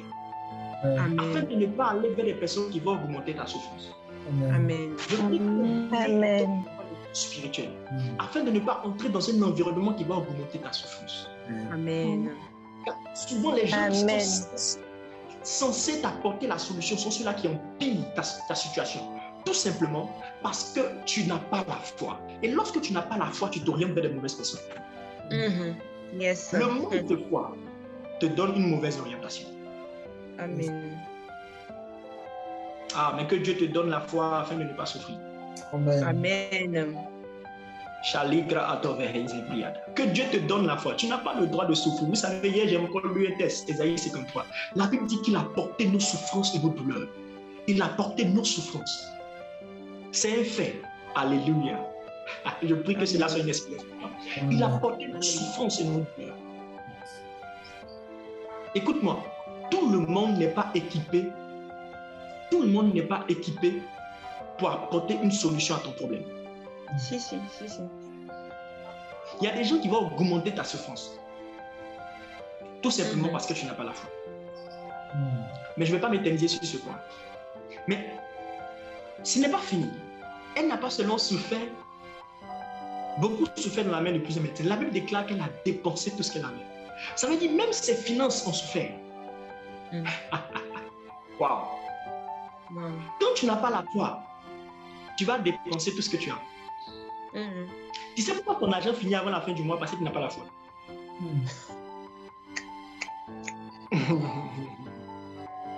Quand tu n'as pas la foi, tu dépenses tout ce que tu as. Elle avait dépensé tout ce qu'elle avait. Pourquoi? Parce qu'elle voulait garder sa vie. Alléluia. Écoutez-moi, j'aimerais ouvrir une parenthèse. Il y a des gens qui sont prêts à tout pour avoir de l'argent. Il y a des gens qui sont prêts à tout pour avoir des biens matériels. Mais j'aimerais vous dire qu'un jour, vous serez obligé de vendre tous ces biens matériels-là juste pour conserver votre vie. Si. Elle était prête à tout vendre, à tout dépenser afin de conserver sa vie. Alléluia. Amen. Elle souffrait d'une maladie. Elle a souffert plutôt. Elle a souffert. Ok. Elle a souffert d'une maladie. Cette souffrance a été augmentée par les médecins pendant 12 années, mais elle a dépensé aussi tout ce qu'elle avait. 4 conditions qui ont été citées par rapport à cette femme. Mais j'aimerais dire ceci. C'est que cette femme a tout dépensé, sauf une chose. Elle a tout dépensé, sauf sa foi. Amen. Elle a tout dépensé, sauf sa foi. Écoute-moi, si tu ne commences pas par dépenser ta foi, tu dépenseras tout ce que tu as. Mais si tu dépenses ta foi en premier, tu vas conserver les choses que Dieu t'a données. La première des choses que tu dois dépenser, c'est ta foi. Parce qu'elle a refusé de dépenser sa foi, elle a dépensé tous ses biens. Mais je peux te garantir que si tu dépenses ta foi en premier, tu pourras garder tes biens. Amen. Tu fais face à un problème. Tu es face à une situation. Ton premier réflexe, c'est de dépenser ta foi. Ton premier réflexe doit être de dépenser ta foi. Ton premier réflexe doit être d'utiliser ta foi. Ton premier réflexe doit être de mettre ta foi en mouvement. Pourquoi? Parce que tu dois vivre par ta foi. Ne commence pas d'abord à penser à ce que tu as à dépenser. Je vous l'assure que si elle avait dépensé en premier sa foi, elle aurait gardé son argent. Elle aurait gardé la souffrance que lui a accordée ses médecins. Elle aurait même réduit le temps de sa maladie. Alléluia. Tu sais pourquoi tu dis dans cette situation? Parce que tu n'as pas de foi. Si. Alléluia. Amen. Dis avec moi, je dépenserai ma foi en premier. Je dépenserai ma foi en premier. Dis-le avec conviction, je dépenserai ma foi en premier. Je dépenserai ma foi en premier. Yes, yes. My God. Si tu ne dépenses pas ta foi en premier, il y a des gens qui vont te faire souffrir. Non, je ne suis pas en train de dire que la médecine n'est pas une bonne chose. Mais je suis en train de dire que la première des choses qu'un juste doit dépenser, c'est sa foi. Parce que le juste vit pas par ses relations, pas par les finances qu'il a, pas par ses méthodes qu'il fait, mais le juste vit par sa foi. La vie du juste se trouve dans sa foi. Et si tu ne comprends pas que la foi est impérative, que tu dois impérativement utiliser ta foi, tu utiliseras les choses physiques qui sont autour de toi et tu finiras par les perdre jusqu'à ce que tu te rendes compte que c'est d'abord la foi que je devais utiliser. Alléluia. Je prie que Dieu te donne d'utiliser ta foi en premier. Amen. Amen. Afin que tu puisses garder tes finances pour servir Dieu. Amen. Que Dieu te donne d'utiliser ta foi en premier afin que tu ne fasses pas 12 années dans un problème que tu peux résoudre en un seul jour en utilisant ta foi. Amen. Que Dieu te donne d'utiliser ta foi en premier afin que tu ne sois pas orienté vers des personnes qui vont augmenter ta souffrance. Amen. Le manque de foi te donne d'aller chez les mauvaises personnes. Le troisième point que j'aimerais relever ici, c'est que la foi est plus grande que la prière. Yes. Je répète, la foi est plus grande que la prière. J'aimerais dire cette phrase que vous pouvez écrire. Les enfants de Dieu croient plus en la prière que la foi. Or, la prière est un moyen d'exprimer la foi. Wow. Je répète, les enfants de Dieu croient plus en la prière que la foi. Or, la prière est un moyen d'exprimer sa foi. La foi est plus grande que la prière. La prière est un moyen d'exprimer sa foi. Lorsqu'on dit que la foi est plus grande que la prière, cela signifie aussi que la foi précède la prière. Pourquoi il est important de comprendre ce point? Parce que toute forme de prière que vous allez faire sans la foi est une prière inutile. J'ai l'habitude de donner cet exemple. Supposons que vous voulez vous rendre dans une ville X ou dans une ville B et que vous êtes dans une ville A. D'accord. Vous allez utiliser un moyen de transport. N'est-ce pas? Mais le but final, c'est quoi? C'est d'arriver au point B. Donc, vous ne pouvez pas vous réjouir juste parce que vous êtes monté dans le moyen de transport. Parce que le but, ce n'est pas le moyen de transport. Le but, c'est la destination. Donc, la foi est comme la prière est comme un véhicule. Mais ce véhicule-là, ou ce moyen-là, nous permet de pouvoir atteindre quelque chose, ou de pouvoir manifester, ou de pouvoir exprimer quelque chose. Et à ce propos-là, j'aimerais expliquer quelque chose de très important concernant la foi est plus grande que la prière. Est-ce que vous avez déjà remarqué qu'à l'église, ou dans vos associations chrétiennes, il y a des gens, à chaque fois qu'on dit venez accepter Jésus-Christ, ils s'élèvent. Qui a déjà remarqué ça? Si. Il y a des gens, à chaque fois qu'on fait l'appel et puis on dit venez faire la prière de confession, ils vont devant. Et il y a des gens qui se sont levés 10 fois. Qui est dedans? Si quelqu'un a déjà fait ça, qu'il lève la main ici. Ok. Il y a des gens qui se sont levés 10 fois pour accepter le Seigneur Jésus-Christ. Ou pour faire la prière de confession. Alléluia. Amen. En fait, ce processus arrive pourquoi? Parce que les gens ne comprennent pas que la foi est plus grande que la prière. Laissez-moi vous expliquer ceci. Vous ne pouvez pas naître 10 fois de nouveau, ce n'est pas possible. Vous ne pouvez pas devenir chrétien 10 fois, c'est impossible.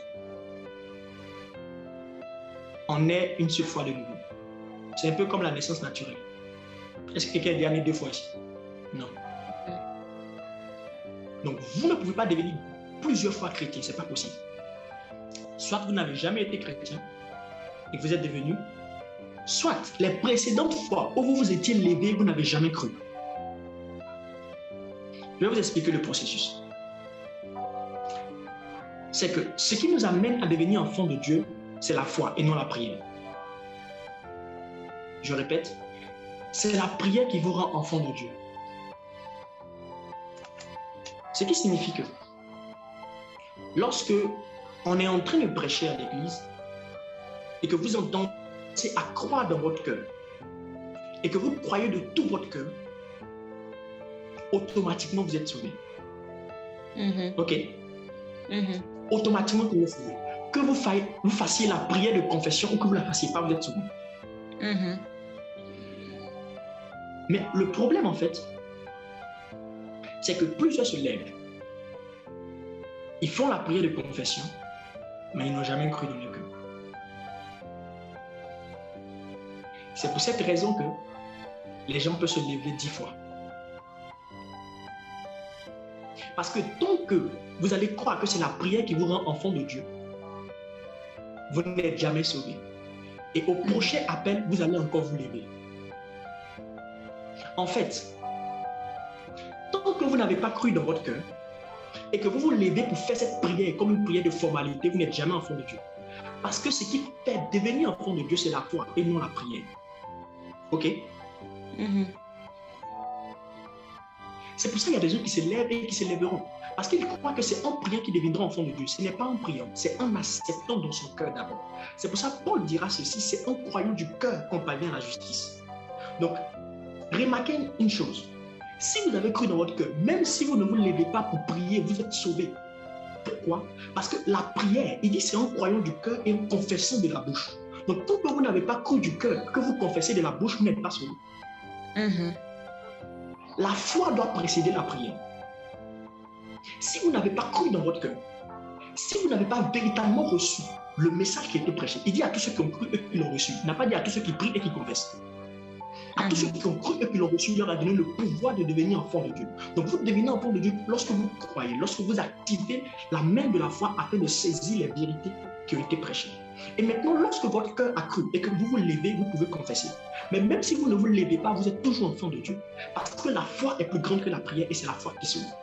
Amen. Et c'est là le problème. C'est qu'il y a beaucoup de gens qui se sont levés dans l'assemblée parce que tout le monde s'est levé. Il y a d'autres, c'est juste intellectuellement qu'ils ont compris. Donc, ils se sont levés, ils ont confessé. Mais après, quand on prêche notre message, il se lève encore. Quand on prêche encore notre message, il se lève encore. En fait, parce qu'il a cru que c'est la prière qui sauve.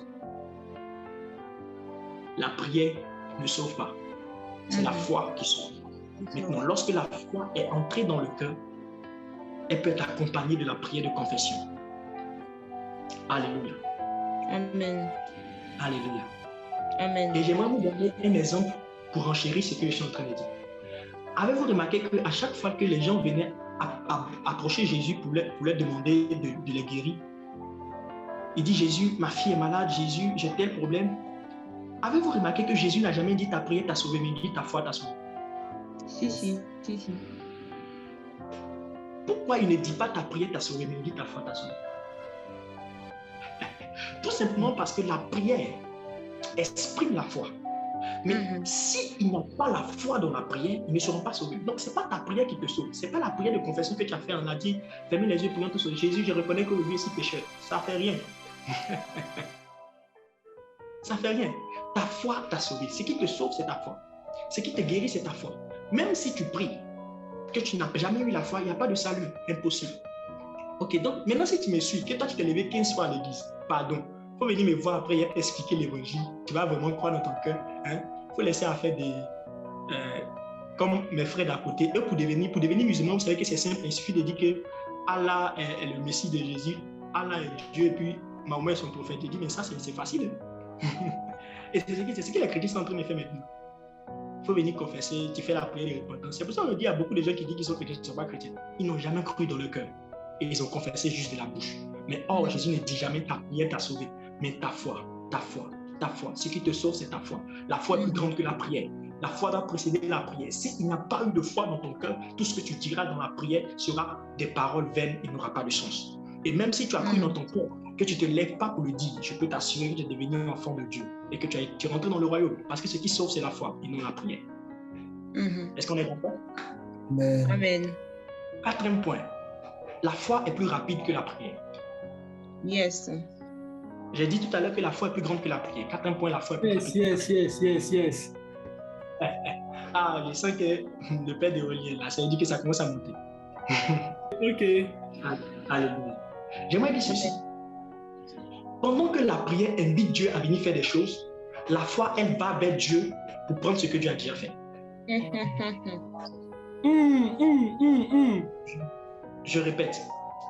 Pendant que la prière invite Dieu à venir faire des choses, la foi va vers Dieu pour prendre les choses que Dieu a déjà fait. Yes. Come on. J'ai fait exprès pour qu'on lise ce texte. Lorsque vous lisez ce texte, il y a un phénomène qui se produit.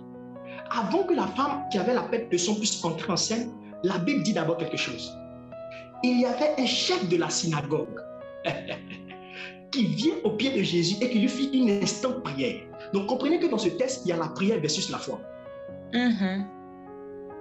Ok? Le chef de la synagogue vient pour faire une instante prière à Jésus. Et qu'est-ce qu'il dit à Jésus? Ma fille est malade, viens et impose-lui les mains. Ok? Et pendant que, in the protocol of prayer, pendant que le chef de la synagogue a adressé sa prière à Jésus, et que Jésus était dans le processus d'aller guérir sa fille, la foi a intercepté. My God. Pourquoi? Parce que la foi est plus rapide que la prière. Yes. Je suis en train d'arriver. Pendant que Jésus était en train de se déplacer pour aller exaucer la prière de cet homme, on dit le chef de la synagogue. On précise qui il était. C'était les gens qui aimaient aller à l'église, qui aimaient dans les synagogues, qui aimaient faire des longues prières. Il pria, il fit une instante prière, prière de supplication, imprécation. Il a cité un psaume peut-être. Et pendant qu'il priait, la Bible dit Jésus était en train d'aller exaucer sa prière. Et c'est pendant ce temps-là qu'il y a une femme qui avait une perte de sang. Et écoutez ce qui s'est passé. C'est que cet homme a fait une prière que Jésus allait exaucer. Mais elle n'a même pas parlé à Jésus. Elle n'a pas parlé à Jésus. Ça veut dire qu'elle n'a pas opéré dans le domaine de la prière. Elle a opéré dans le domaine de la foi. Et vous savez, ce qui va m'intriguer, c'est que pendant le temps que Jésus serait en train d'aller exaucer la prière, on dit que la femme du chef de la synagogue est morte.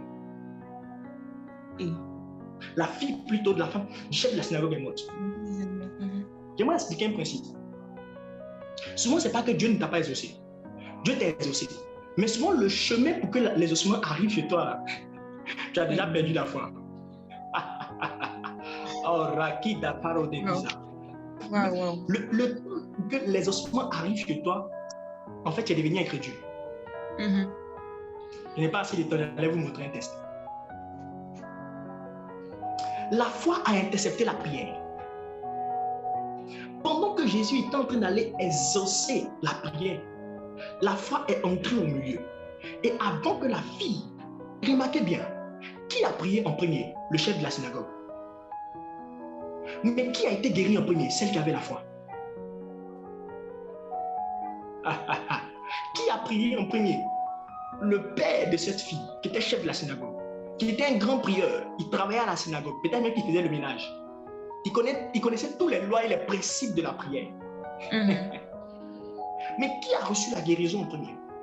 Celle qui avait la foi. Parce que la foi est plus rapide que la prière. Et j'aimerais dire ceci, Maria Frahadi, la fils. J'espère que vous allez prendre ce que je suis en train de dire. J'espère que vous allez capter ce que je vais dire tout à l'heure. On est prêts. Est-ce que vous êtes prêts? Si. Ok. Pendant que la prière, on dit, il fit une instante prière et il dit, ma fille est malade, viens et impose-lui les mains. Retenez bien, viens et impose-lui les mains. Viens et impose-lui les mains.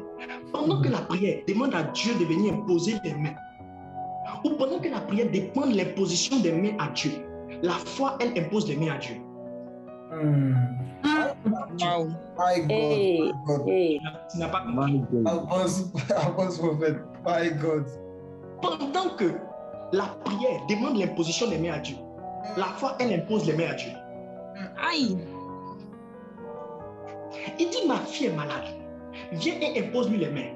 Mais pendant que Jésus partait imposer les mains, pendant que Jésus partait exaucer la prière de l'imposition des mains, il y a une femme, elle, qui a imposé les mains à Jésus. Marabrahagia.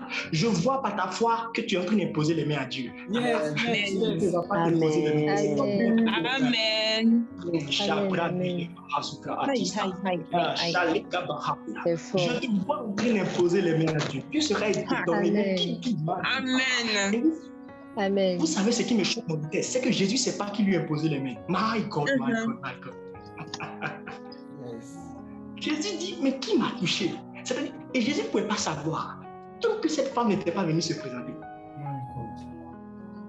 La foi est plus rapide que la prière. Oh. Et j'aimerais vous dire quelque chose qui va vous choquer. C'est qu'en réalité, la guérison que cette femme qui avait la perte de sang a pris, en fait, c'était la guérison de la fille du chef de la synagogue. Aïe. Ok. Bon, c'est bon, je m'arrête là pour ce soir, c'est bon? Non, please. Non. C'est fort. La guérison que cette femme a pris, c'était la guérison de la fille. Hey. Parce que Jésus est en train de transporter la guérison. Et la foi a intercepté la guérison. Maintenant, je vais t'expliquer quelque chose qui va te choquer. Tu sais que souvent, ce qui se passe, je vais t'expliquer ce qui se passe dans le monde spirituel. C'est que souvent, quand tu n'es pas exaucé, ce n'est pas parce que c'est le diable qui a bloqué. C'est parce que ce que tu as demandé à Dieu, là, il y a un homme de foi qui a pris à ta place. Pourquoi? Ok, je vais t'expliquer. Tu es là, tu vas vers Dieu, tu dis, Seigneur, je veux avoir une voiture. Bon, c'est pas mauvais de demander la voiture à Dieu, c'est une bonne chose. Maintenant, tu sais pas, tu as demandé la voiture à Dieu. Maintenant, tu sais que, ok, parce que je vais vous expliquer, le diable ne peut jamais bloquer les ossements, il peut bloquer la manifestation. Jamais les ossements. Un jour, je parlerai de ça. Mais Dieu t'a exaucé. Mais tu sais que dans le processus de la prière, il faut que le Jésus que tu allais voir, il faut qu'il se déplace jusqu'à dans ta maison. Donc, il faut que la voiture quitte le ciel et pour venir chez toi. Maintenant, tu vois, moi, je n'ai pas demandé la voiture à Dieu, mais je suis un homme spirituel, je suis un homme de foi. Et when I look in the realm of the spirit, je vois une voiture. My God. Donc, pendant que ta voiture est en train d'arriver, il y a quelqu'un qui avait la foi, qui lui n'a pas demandé la voiture, mais qui a vu et qui l'a pris dans le règne de l'esprit. Oh, Chaligra a des vis. Yes, homme de Dieu, vas-y, et puis les voitures ici. Ouais. Souvent, ce n'est pas Dieu qui ne t'a pas exaucé. Souvent, en fait, c'est que tu es incrédule pour recevoir. Donc, pendant que toi, tu es incrédule, qui prie son nom, il y a quelqu'un qui a vu ton exaucement et qui l'a pris. Parce que la foi est plus rapide que la prière. Alors que Jésus était en train d'aller guérir cette femme. Or, alors que Jésus était... En fait, quand tu pries, tu demandes à Dieu de se mettre en mouvement. Mets-toi en mouvement vers Dieu par la foi.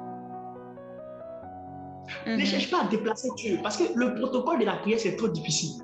Va chercher les choses en Dieu. Est-ce qu'il y a des imposeurs de main de Dieu en ce soir ici? Amen.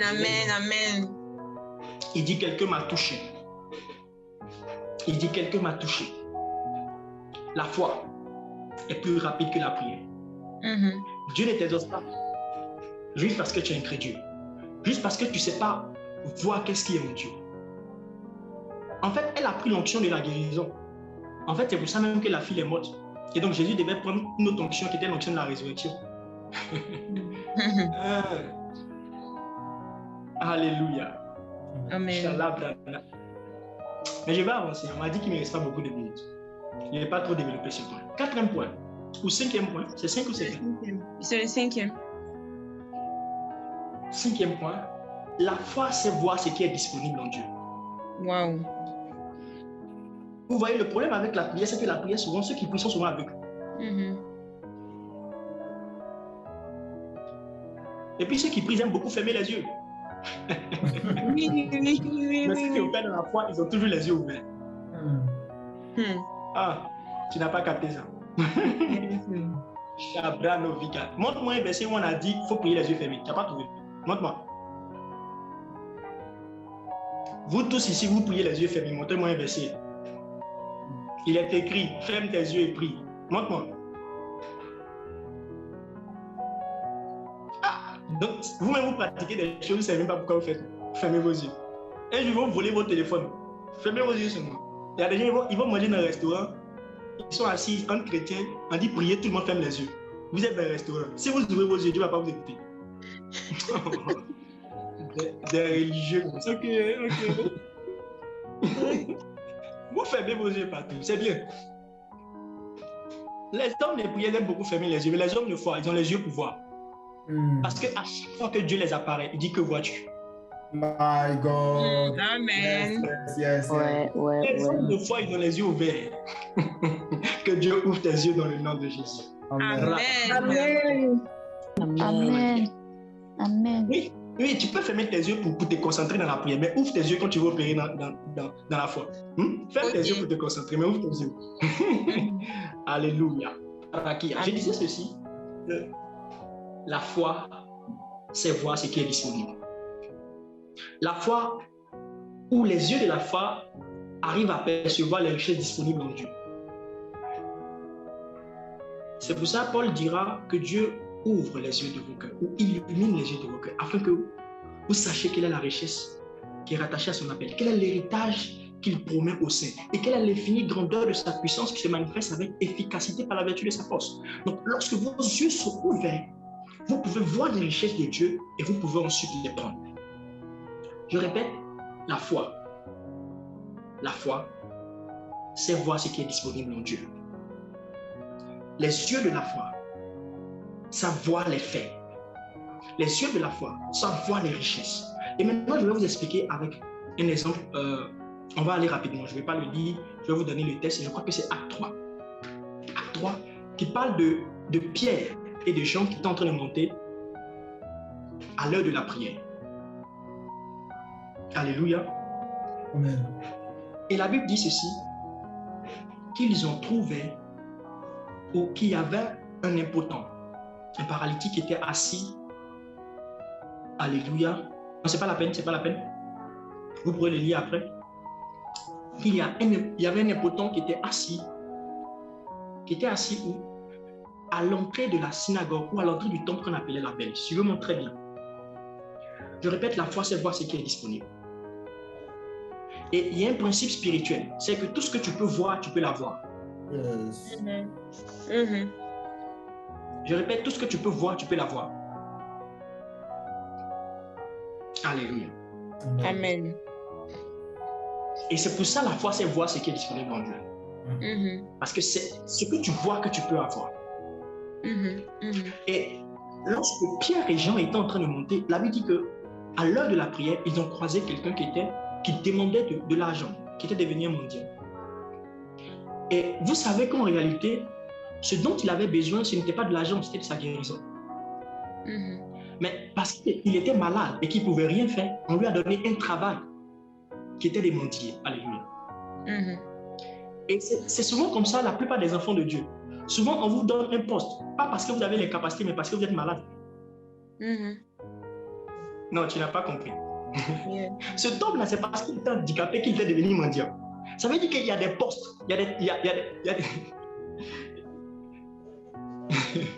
Ça veut dire qu'il y a des postes, il y a des responsabilités qu'on te donne parce que tu es handicapé. Oh, Rakista. My God. Amen. J'ai compris.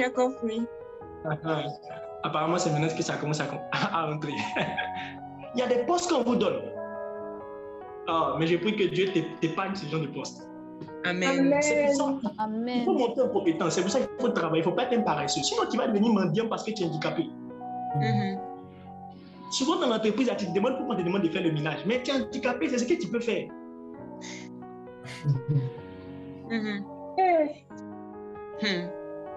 Il a commencé à mendier. On lui a donné un travail. Peut-être même qu'il avait une carte de travailleur. C'était écrit dessus mendiant. Tout simplement parce qu'il était handicapé. Mais son véritable problème, ce n'était pas de l'argent dont il avait besoin.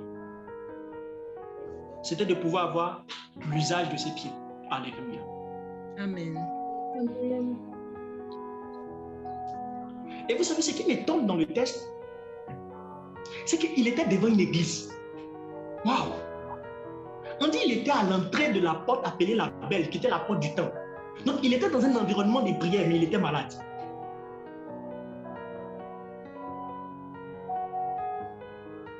Il était à l'entrée d'une église. Et vous imaginez que Pierre et Jean n'étaient pas les seuls qui étaient entrés par là. Il y avait beaucoup de gens. Donc ça veut dire qu'il avait rencontré des hommes de prière, mais il était toujours malade. Tout simplement parce qu'il n'avait pas besoin de rencontrer des hommes de prière, mais des hommes de foi. Ah, you don't get it. I speak to the wrong people. Je répète, là où il était positionné, il y avait des hommes qui allaient à la prière. Des chrétiens qui faisaient 24 heures de prière non-stop, parlaient en anglais. Mais il croisait cet homme. Il était devant une église. Il était même dans un environnement de prière. Mais sa situation persistait. Mais il était toujours malade. Pourquoi? Parce que je répète, c'est la foi qui guérit, c'est la foi qui sauve. Il y a deux choses. La première des choses, c'est parce qu'il était dans un environnement de prière, mais lui-même, il était devenu incrédule. Et la deuxième des choses, c'est qu'il avait rencontré beaucoup d'hommes de prière, mais il n'avait pas encore rencontré des hommes de foi.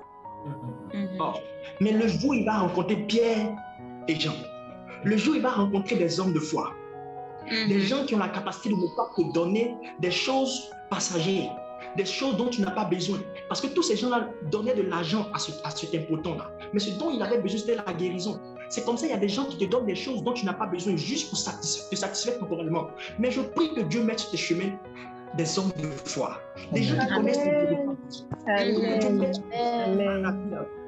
des gens qui ne voient pas tes incapacités et qui te donnent des choses juste pour que tu puisses te réconforter. Mais des hommes de foi. Amen. Amen. La Bible déclare ceci, que lorsque il a été guéri, il a changé de position et il est rentré dans le temple pour louer Dieu. Alléluia. Ça veut dire qu'il ne se plaisait pas à mendier. Il ne se plaisait pas à mendier. Je prie qu'à cause de ta foi, que tu changes de position. Je prie que ta foi. Amen. La porte du temple est d'entrer dans le temple in the name of Jesus. Amen. Et vous savez comment il a été guéri? Il n'a pas été guéri juste par la prière. Je vais vous montrer quelque chose que vous n'avez pas remarqué. Je vais le lire juste. Écoutez ceci. Cet homme voyant Pierre et Jean, donc Acte 3:3, qui allaient entrer, leur demanda de l'aumône. Donc, il s'était habitué en fait à cette condition, à ce poste de travail qu'on lui avait donné à cause de son incapacité. Il voulait dire au moins que je serve à quelque chose. Donc, certainement, ses parents le mettaient là pour qu'il prenne un peu d'argent, même ramener à la maison le soir. Et peut-être même que ses parents, c'était des gens qui priaient dans la synagogue. Et écoutez ceci. Pierre et Jean, my God. Peuple de Dieu, asseyez-vous très bien. Pierre, de même que Jean, regardez ce qu'ils ont fait. Ils n'ont pas commencé par prier pour lui. Ils ont dit ceci. Pierre, de même que Jean, fixa les yeux sur lui. Dis avec moi, fixa les yeux sur lui. Fixa les yeux sur lui. Fixa les yeux sur lui. 2 points. Et dit, regarde-nous. My God. Regarde-nous. Qui vois-tu? Qui vois-tu? Je vous rappelle que ce que tu peux voir, tu peux l'avoir. Amen. Amen. Yes, Et les apôtres comprenaient ce principe. Et ils savaient que tant que ce paralytique n'arrivait pas à voir ce qu'ils avaient, ils ne pouvaient pas commencer à prier. La Bible dit que c'est après que ce paralytique a commencé à les fixer que Pierre dit, je n'ai ni or ni argent, mais ce que j'ai. Donc le paralytique devait d'abord voir avec les yeux de la foi ce que Pierre avait en lui. La foi opère avec la vue. Il dit regarde-nous. Ayons les regards fixés. Dis avec moi regarde. Regarde. Ayons les regards fixés sur lui. Il dit regarde-nous, regarde-moi. Mara qui devrait des cipres Akia. Je prie que Dieu te communique la foi dans le nom de Jésus. Amen.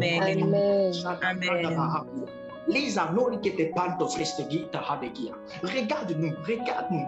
Et il fixa les yeux Parce que ce que tu peux voir, tu peux l'avoir. Si tes yeux n'ont pas la capacité de voir, ta foi, c'est voir ce qui est disponible en Dieu. En réalité, cette femme qui avait la perte de sang avait vu la guérison en Jésus. Elle avait vu Marie qui était de Akila. Elle avait vu la puissance de la guérison en Jésus. La foi voit. La foi voit. La foi voit. La foi voit. Ouvre tes yeux et vois ce qui est disponible en Dieu. Que Dieu ouvre tes yeux. Je suis en train de prier. Alléluia. Ce que tu vois, tu peux l'avoir. Oh, que vois-tu? C'est pour ça lorsque Dieu appelle Abraham le père de la foi, il dit sors et regarde les étoiles du ciel. Oh, Dieu doit te montrer quelque chose. Regarde, regarde. Certainement, lorsque cet homme avait vu Pierre et Jean, il avait commencé à regarder leur poche. Il avait commencé à regarder leurs mains. Non, non, non, non. Ne regarde pas mes mains, ne regarde pas la poche de Dieu. Vois à l'intérieur de Dieu. Il dit ce que j'ai, ce que j'ai, ce que j'ai. Tant que tu n'es pas capable de voir ce que est en Dieu. Alléluia. Les rangs aussi pour la phase. Ok. Je vais m'arrêter là. Marakatouch Tabrada Hadia. Melando si predivando akiste predivish. Ce que tu vois, tu peux l'avoir. Je vais m'arrêter là. Ce que tu vois, tu peux l'avoir. Et je vais prier pour toi. La foi voit ce qui est disponible en Dieu. C'est pour ça qu'il est écrit que Élie va dire à Élisée, si tu peux me voir partir. Ce sont ceux qui voient et qui peuvent avoir les manteaux. Si tu me vois, que vois-tu, Jérémie? Oh, Chaligradaba, s'il te plaît, arrête de toujours prier les yeux fermés. S'il te plaît, ouvre tes yeux parce qu'il y a des choses que Dieu veut te montrer. Je résume. La foi est un mécanisme. La foi est impérative. La foi est plus grande que la prière. La foi est plus rapide que la prière. Alors que la prière demande à Dieu de venir imposer les mains, la foi impose les mains à Dieu. La foi, c'est voir ce qui est disponible. Voir ce qui est disponible en Dieu maintenant. Est-ce que tu peux voir ce qui est disponible en Dieu maintenant? Est-ce que tu peux voir ce qui est disponible en Dieu maintenant? Il dit, regarde-nous, regarde. Est-ce que tu peux regarder à Dieu maintenant? Ayant les regards fixés, est-ce que tu peux voir ce qui est disponible en Jésus? Les gars, prends des sierras. Regarde-nous, regarde-nous. Je n'ai ni or ni argent. Ne regarde pas mes mains, ne regarde pas ma poche. Regarde ce que j'ai à l'intérieur. In the name of Jesus, I pray. Père, je prie pour ton peuple. Dans le nom de Jésus. Levez les mains de là où vous êtes, je prie. Père, je crois qu'il y a plusieurs personnes ici qui passent par des temps difficiles. Il y a des personnes qui passent par des problèmes de maladie, Père. Oh, j'aime une chose, c'est que la foi est instantanée, alors que la prière demande un long temps pour l'exaucement. La Bible déclare qu'elle sentit dans son corps qu'elle était guérie. Elle sentit dans son corps. Écoute-moi dans le nom de Jésus. En ce soir, si tu crois en la guérison divine, tu pourras sentir dans ton corps que tu es guéri de ceci. Si tu crois en la guérison, si tu crois que par notre issue tu as été guéri, si tu crois que l'Éternel est celui qui guérit, maintenant tu vas sentir, tu sentiras dans ton corps. Père, je prie dans le nom de Jésus. Laisse que la puissance de la guérison soit libérée dans le nom de Jésus. Et quand je parle de guérison, je ne parle pas seulement de guérison du corps. Je parle de guérison de l'âme. Parce que les maladies de l'âme sont la tristesse. Les maladies de l'âme sont la colère. Les maladies de l'âme sont l'amertume. Il est écrit ceci. David dit, mon âme bénit l'Éternel, elle n'oublie aucun de ses bienfaits. Et il dit, car c'est lui qui te guérit de toutes tes maladies. David parlait de son âme et il dit, c'est lui qui te guérit de toutes tes maladies. Il parlait des maladies de l'âme. Que Dieu guérisse les maladies de ton âme dans le nom de Jésus. Amen. Que Dieu guérisse. Je prie que tu ne puisses pas aller par manque de foi, que tu sois orienté vers des mauvaises personnes qui vont augmenter tes souffrances. Que ta foi te vienne vers de bonnes personnes. Que ta foi te vienne vers de bonnes personnes. Que ta foi te donne de l'accélération dans le nom de Jésus. Père, Père, Père, ayons les regards fixés. Ayons les regards fixés, non sur moi, mais sur toi. Oh, que la foi vienne dans le cœur de tout un chacun. Et je prie en ce soir que les maladies soient guéries. Je prie en ce soir que tout ce qui était bloqué soit débloqué. Je prie en ce soir que les gens qui attendaient la réponse de leurs papiers reçoivent des réponses maintenant par la foi. Je prie que des personnes qui attendaient des résultats, qu'ils reçoivent des résultats favorables par la foi. Je prie in the name of Jesus que des gens qui attendaient des réponses d'école, qu'ils le reçoivent. Que des gens qui attendaient des visas, qu'ils le reçoivent. Que des gens qui avaient acheté des parcelles, qu'ils le reçoivent. Que des gens, Père, qui attendaient des remboursements de prêts, qu'ils le reçoivent dans le nom de Jésus. Père, je prie que par la foi, que toutes les choses que nous avons citées, que nous n'avons pas citées, qui ont été faites en Jésus. In the mighty name of Jesus. Come in the name of Jesus, I pray. Amen. Que Dieu vous bénisse. Shalom. Shalom. Amen. Amen.